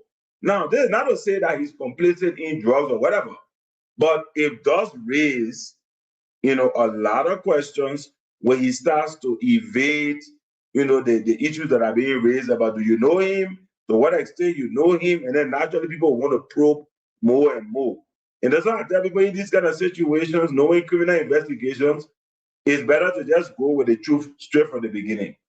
Because the minute that any lie starts to unravel, it leads to further probing. Now, he may not know, I'm not saying this is what may happen, but just this conversation that's happening now, if the investigation is monitoring Spoon and trying to build connections to this thing, he could be invited. And if he's invited, these statements he made publicly, he could be asked to either confirm them or deny them. And based on that confirmation or denial, they could request additional information. They could subpoena his record from phone companies to see who he's been texting, who he's been calling, and ask him about those things. So I think it wasn't, you know, a very, you know, he seemed a bit evasive. Again, I'm not saying he done something, but he just seemed to be evasive on the matter of knowing Ibrahim, which is a problem. And where I also agree with you, CEO, is that when you pit it against the things he feels very passionate about, and I also agree with him on the passionate things, then there's a disconnect. Because you can be telling us about concessions, which is true, Liberians need to have all of that. They're bad. The president is not making good decisions about concessions, etc., etc. Then on the other hand, you don't want to talk about the drug issue, which in many ways undermines the whole country. The drug issue undermines everything. It makes governance to be, you know, difficult. It compromises the security of the country, compromises the judiciary, compromises the rule of law. There's a lot there. But you want to talk about concessions and be fiery and Pan-Africanist, but you don't want to talk about the drug issue. So I think maybe he has something in his defense. I don't know, but I'm not surprised. I won't be surprised if he gets invited to talk about this. Let me tell you something, Cario. To tell you the truth, before we bring a guest on the show, the guest said, I'm coming to tell you it all. You haven't shown me that you're going to tell it all. You said, play, record it, and let me tell it all. How you come on the show now and you want to pivot and say no and you jack it? Why are you coming to jack now? I mean, what are you jacking for? We had conversation in the back. The man said, I come to tell you all. CEO, wait, let me come. He got in, look, like you said, I like the ambassador. He has a lot of information on this drugs issue, related to the drugs issue. But you cannot. The man said you must do it diplomatically. You must not do it on Spoon like this. You know what the man said? The man said, if you say you cannot tell it all, right, can you? Fine. But just say, Stento, I come on the show, you know, I can do X, Y, and Z. Let me ask my question that I know. You can't say you come to tell it all. Then you want cherry pick what you want to say and what you don't want to say. Right? And for me, I'm not a journalist, though. I can't do that. Because I would just say like I see it. Maybe if you go to the people that I went to school for journalism, they tell us, say, be ethical, and, you know, do they? No, I can't. We need to solve this drugs issue in our country. No, but also he brought it because he put your own credibility at stake. And for me, that's not ethical business there.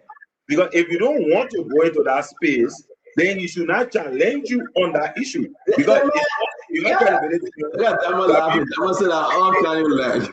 Yeah. So don't matter, man. I mean, honestly, I'm talking.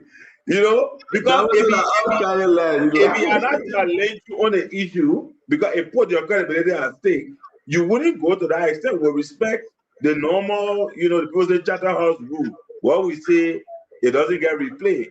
But if you come publicly on a public platform where the whole country is listening, and you challenge me on an issue like that, then you put yourself in law. We say you open the door.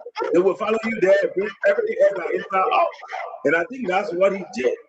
So if you got anything else, you are right. It's not about anything. Listen, this guy want to fight, and I admire his strength. But what does he want to fight now? The drugs or the other one? Which one? The man that Nelson Mandela, you know, the man say Muammar Gaddafi, the man of Fidel Castro. So he want to fight. I agree with that, right? But what I'm saying, let's start from ourselves, in our own home, in our own backyard. Help the drug security fight this thing. You are speaking of Ibrahim Traoré. You talk about Abi Shari. You talk about others. You are on record. You said stand on play. You said stand on. You know what? Whoever give it to you, I know can hold Bush. Inako Abi Shari ni. Inako the people ni. Who knows now what he has done? That could be hauling these people before. And this guy in the middle, for you to say you're in the middle in the scene of man. I can go downstairs right now and know exactly what my wife does. She cooking potato grain with or since we got home this morning, 6:30. Ask Damo, what driving me? We left Raw Island, right? 3 minutes to 3. We got home 6:30, 6:45 this morning. My wife and I were just driving, coming. We couldn't sleep after the Layton party. She took a rest. She said, you know what? Maybe when I go to church today, she yeah. So we cooking up. I know what happened. So the brother can say in the same building. He doesn't know what happened in that building. I will get fed with Damo. I think Damo owe me, sir. Damo, you owe me. I believe. Right? Damo, you owe me, right? Oh, you waiting? No, you owe me. The beginning I gave the team. Right? Oh, now that's my temper because I'm big chief. Yeah, you want me for if you teach all of them, I'm talking. Is that hello you? Kayo. Yes, the thing is something for Damo, right? Damo wasting time in front of Jeremiah Kum. They thinking, wow, wait, Damo came out after the mission Brand Basel. They thinking for yeah, it reduced. Then when I asked the beginning, get Damo and start, the beginning said, oh, chief, I have car problem. Oh, I told Sonny, I told Damo get fair. Damo, listen. Damo on VIP mission. So nothing give for a VIP mission. Apple get blow home. Apple ready to go, they will not blow home. That car, they will just pick up and go. You leave by. So Damo, you gotta be tactical. No matter Damo talking at you. Damo very swiftly. Well, man, I want to say thanks to all of you. Tomorrow will be a big show, right? We got Ronald Say coming on. We got everybody coming on. This thing about the ship on the water, this thing about the drugs issue, new names coming up, right? Senator Pueblo Brown said, my son told me, and we'll play that clip.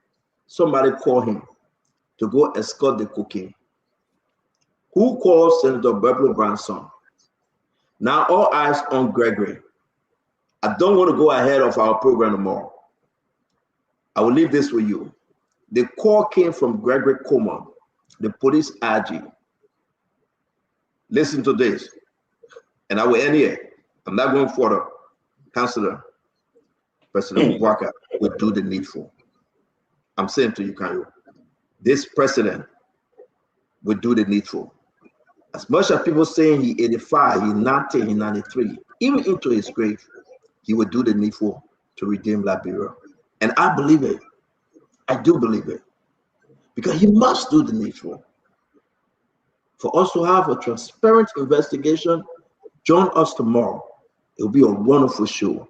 To my brother, Chef Kouyaté, Ambassador Chef Kouyaté, I want to say, my brother, my friend, thank you very much for coming on today. We love you with the love of Christ, and we wish you Godspeed this beautiful Sunday evening. Counselor, thank you for hanging with us. Dr. Richardson, thank you. We'll see you guys tomorrow, Counselor. It'll be a wonderful program. Yes, sir. Thank you. I want to say to Diamond Slanger, don't forget, Diamond, I'm still hoping and believing that whatever left, the Tantana one, the cross, he didn't go in peace. Don't worry about it. That no me. That Leona only me. That Leona only me. The cross. I'm calling you. No. I'm calling you. The cross can be sweet upon butter oil. Eat the cross. Just put so much butter oil on it. No, tomorrow. I'll call your patriarch. No,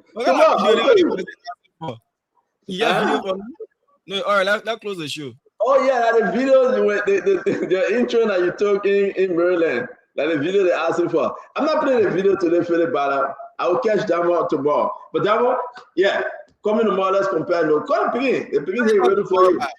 Tomorrow. Oh, but that one, I'm going to eat, my man. I got to get ready for tomorrow's show. We got a big show. That one, to tell you the truth, right?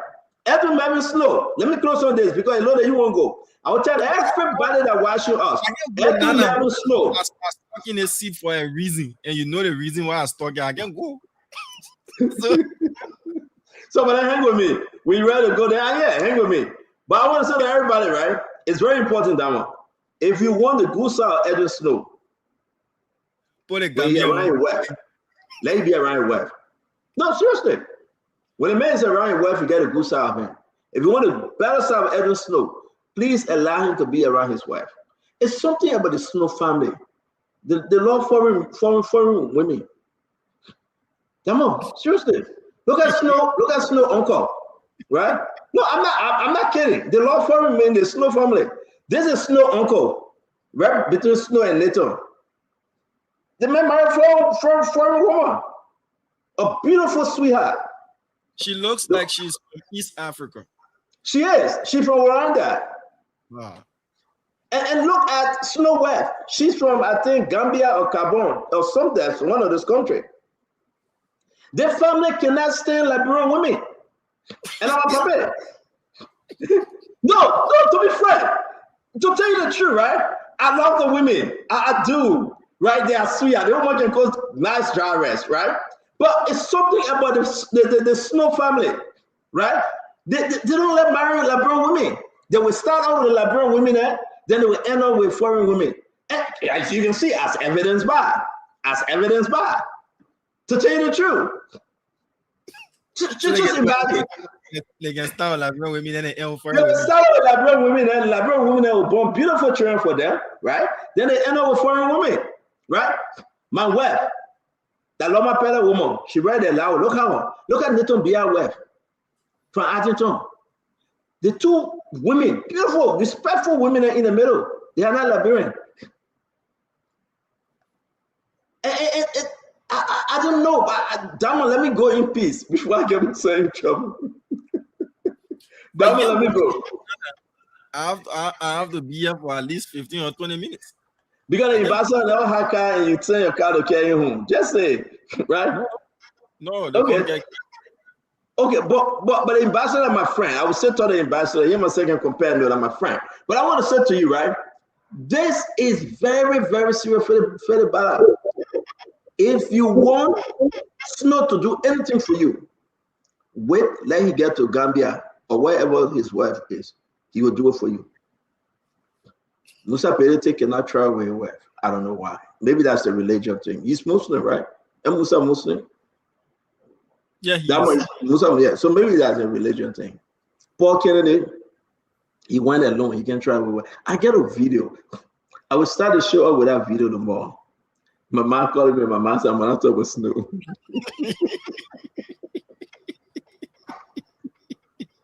My mom said, "I'm talking about Snow." You know, Snow man are cool, right? Yeah. Yeah, and they can speak to the guys. So, but I don't want me to talk about Snow, so I will not talk about Snow. Today is a beautiful Saturday. I want to say to all of you, man, listen, a shout out to my niece, tomorrow is her birthday, the 3rd, and man, I wish her Godspeed. I got so many family, nieces, and nephew birthday in the month of August. We wish them well, and I want to say to all of you, because of you, Spoon, continue to share the show. We should say thank you. It's going to be a big show tomorrow. Rodney say got a lot of story. I want to say what he want to say tomorrow because we compared those today, but I can't. And Ellen Johnson, and to Ellen Johnson and her friend Emmanuel George. I think Emmanuel George spent the weekend with Ellen Johnson at CDC party headquarters. I saw the picture.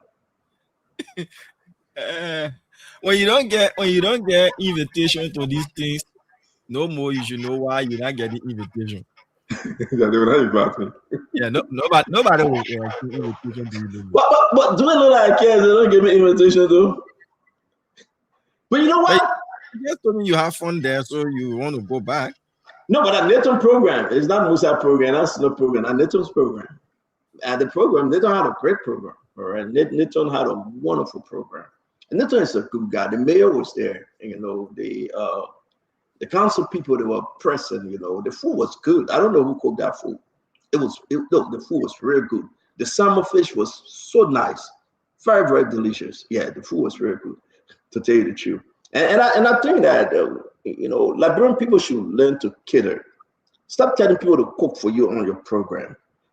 You know, because you don't know who's who. Some people cook the food sour because they had to cook it the night before. Just cater the food, you know. And when people have program, to tell you the truth, everybody should carry a gift. Musa didn't carry a gift for the leg yesterday. No, we on tape. We asked Musa. We are looking in the man here why you carry a gift or not. We on tape. Because you know what happened? You go up, So Nathan called Snow. Snow went up with his wife. Before Nathan called the mayor, right? Mm. The mayor went up. The mayor spoke well, you know, and gave his gift because they had the chair right there, you know, and Nathan's daughter was sitting in the chair. Then Nathan called Snow. And Snow went out, and Snow's wife came back, and she took the gift. The gift was fine. I think maybe that 500 or 1,000 were in that paper. I can imagine, right? And she took it after Snow spoke. His wife said something. They get together. You know, the girl was happy. She 23, 24, I think, right? She was happy, right? Yeah. Then they called me. You know, my wife and myself, we walked majestically, you know, with pride and dignity, you know. And I spoke, and we gave the gift. Yeah. Yeah, we walked with P&D, you know, and we gave our gift, right? Then I called Paul Kennedy because, you know, I wanted to cover for Paul Kennedy. He never had gift. So I called him to stay with my wife and myself because, you know, my wife know him. He's from Wittenberg. Yeah. So Paul Kennedy had no gift, but you decided to eye him on your gift for free, right? Yeah. You know, you got to be smart, right? So I called Paul Kennedy. Paul Kennedy came. He told the people, thank you for watching Spoon. He praised Nathan's daughter, you know, and shamelessly, he walked with us to our seat. He didn't even turn around for nothing. Right? I was looking at this thing. I said, the guy got dry face. Right? Shamelessly, the man walked with us back to our seat. Then they called the political leader of CMC. Now, at the top of the game, yeah, the leader of CMC, Musa Hassan Belete. But here's the important thing, Damo. Nobody clapped. Nobody clapped. They called Snow. Snow had people happy, you know. One Omar and said, Snow, you know me from Kakata? You know, the Omar person Snow. They called me, the whole place went crazy. Spoon. You don't need a show. Yeah, I did a show. Oh, yeah, I did a show. Yeah. But they called Musa, and you could drop a pin and hear the sound. We got a video. Maybe the people were amazed to see. No. When you go somewhere, you remember when Mr. Combs entered the hotel when we were at Boulevard Party Hotel here in Yobo. Mr. Combs walked past everybody. Nobody said hi, Mr. Combs. That really I knew that the election had a bad play for Mr. Combs. But when we came outside, people were celebrating us, right? Thank God for that. Musa Hassan Belete took the mic. Nobody understand nothing. Everybody was just looking at Musa. He was looking too strange. Everybody was looking at Musa. But at the end of the day, then a political leader will put the hand in the jacket pocket. Cool. The inside pocket. When you go in the inside pocket, you take the smaller, look, I told my wife to buy the small gift card, not big one. Because that's not the word in the gift card. The what in the gift card? What inside? Yeah, the what inside. But I tricked Snow. Prior to the program, Snow called me and say, how are you giving little daughter? Snow called me. I tricked Snow. I got different amount to him. The amount he put inside, I went bigger. Because I'm a big guy, right? Yeah. I got different amount to him. He said, oh yeah, I think that would be better. That's not now. So I believe that why he put that, but I went double because I want to be double, right? But then Musa, we look at Musa. Musa just went and just, finished talking. And then Musa was leaving the city. So Snow said, remember what the guy gave? Snow said, what the guy gave? Hey, Snow Web said, Snow Web just went at this. But maybe Musa say by SendWave or by Cash App or no. He did it electronically. We got the CMC. No, he didn't. No, he didn't. No, he didn't. No. CMC got to give that child her gift. Musa got to say that. I'm a CMC thing. That's a political leader. That's a political leader. CMC together, so they come in post Susu together again to get a gift. But you cannot go as a political party to an event, a political leader attached to a political party, and you give the person a gift. I don't like anybody going to somebody's program and then carry a gift. I don't like that, especially when they invite you.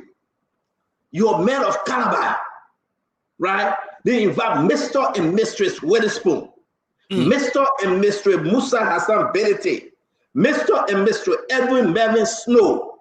Then you go your empty hand? No, I can't do that. No way. No, man. You can invite Damo to your program, Damo go there. But man, we gotta stop this thing. We gotta stop. It's not good. You know how many people spend for food? Damo? Those salmon fish. The salmon fish, if you prepare for 100 people, you know that almost $13,000? Yeah. They don't prepare tilapia and buka. Salmon, the big one. Then they call it and they bake it and put the vegetable around it. You know how much for that? So if you want to cater and the person inviting you, right? At least go 500, maybe 250. Bobby's in that way, you know what I'm saying? Among Beatrice people, you know what I'm saying? You cannot just go there with your empty hand. Hey man, the Liberian people got to stop this thing. Carry a gift, even at $50, put it there to appreciate the person.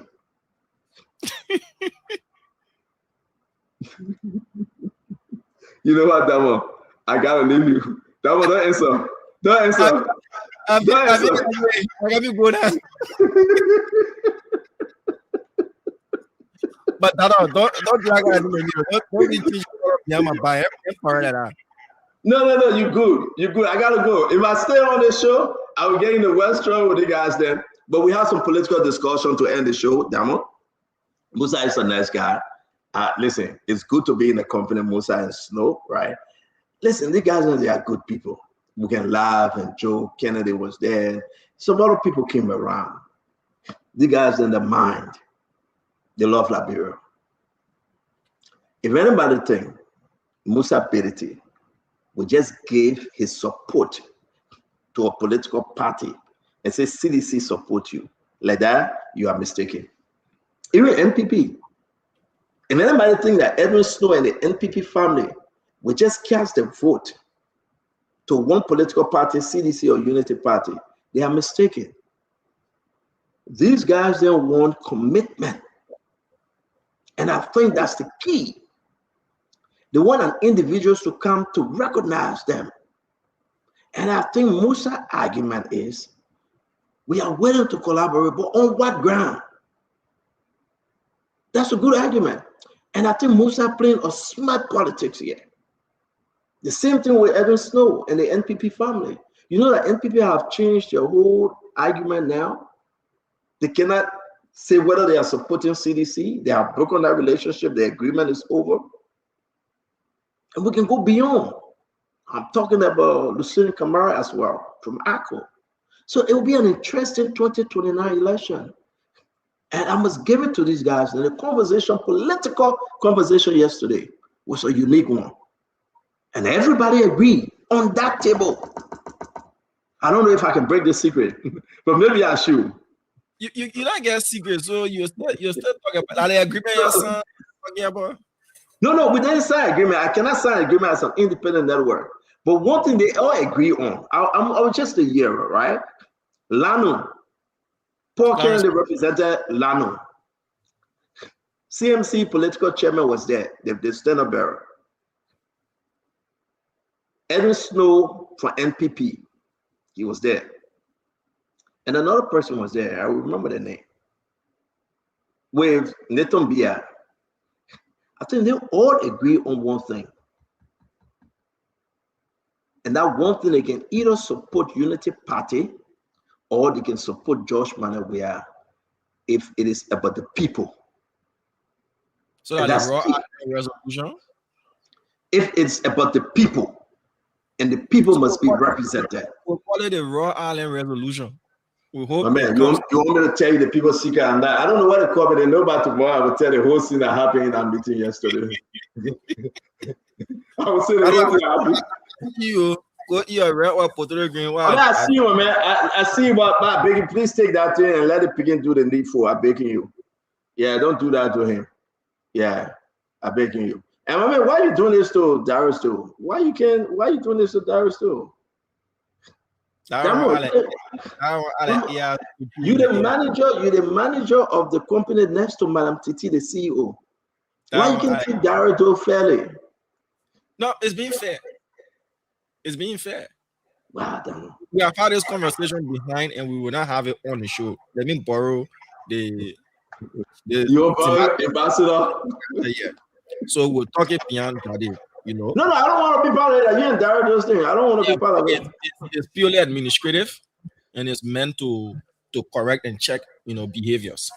But apart from that, it's nothing personal. It's absolutely so you hold the man check. You hold bad man. See but yeah, but again, I have to do but you folks, thank you so much for watching. Thank you so much for listening. Spoon Talk returns tomorrow. We'll be discussing the strange ship, the Liberian government's final response after 2 to 3 weeks. People said the ship has been there for close to a month in between Sierra Leone and Liberia. We sent our reporters there today. They spoke with eyewitnesses, those who boarded motor canoes and went to intercept or see that ship. They gave their accounts. Now the Coast Guard responded about 3 to 4 hours ago. We're following up on that development as well. There will be new development, new information about the whole drug investigation, $19,317 million drug. The investigation as well. New information will be unveiled on the program tomorrow, so you don't want to miss. Plus other training issues in Liberia. Yes, the guy said he didn't drink brown tap, as was alleged that he didn't drink brown tap. He said he drank Man Choice. Whatever Man Choice is, it seems that Man Choice do that problem. Our reporters again spoke to Edwin Manwe in the detention center there at Kanta police station. He gave his own side of the story, and we're looking to speak to the reported victim. We will provide ethical, coverage when we talk to her, and we'll hear her side of the story as well. But at the end of the day, the man said, they were seeing each other 6 months back, and then they saw again after 6 months, and whatever transpired. But he said they didn't drink brand tap. So those of you who we see on social media now with a petition to ban brand tap, men say they didn't drink brand tap. Yeah, I leave brand tap alone. My name is Diamond Slanger. Thank you for your time. It's been wonderful having you guys with us. On behalf of the entire production team, we'd love to say good night to you. You can hate him. You can love him enough. You just can't find a place to throw him away. That's the former CEO of this network, Mr. Stanley Alexander Witherspoon Sr. He's a character by himself. Bye-bye. Yes, sir. A special one from the CEO standing with the spoon. And your boy, right at the South, man. Charges on the Total Spoon to get your information. Total Spoon to be part of the session. Spoon, spoon, spoon television. Spoon, spoon, spoon. I'm gonna tell you what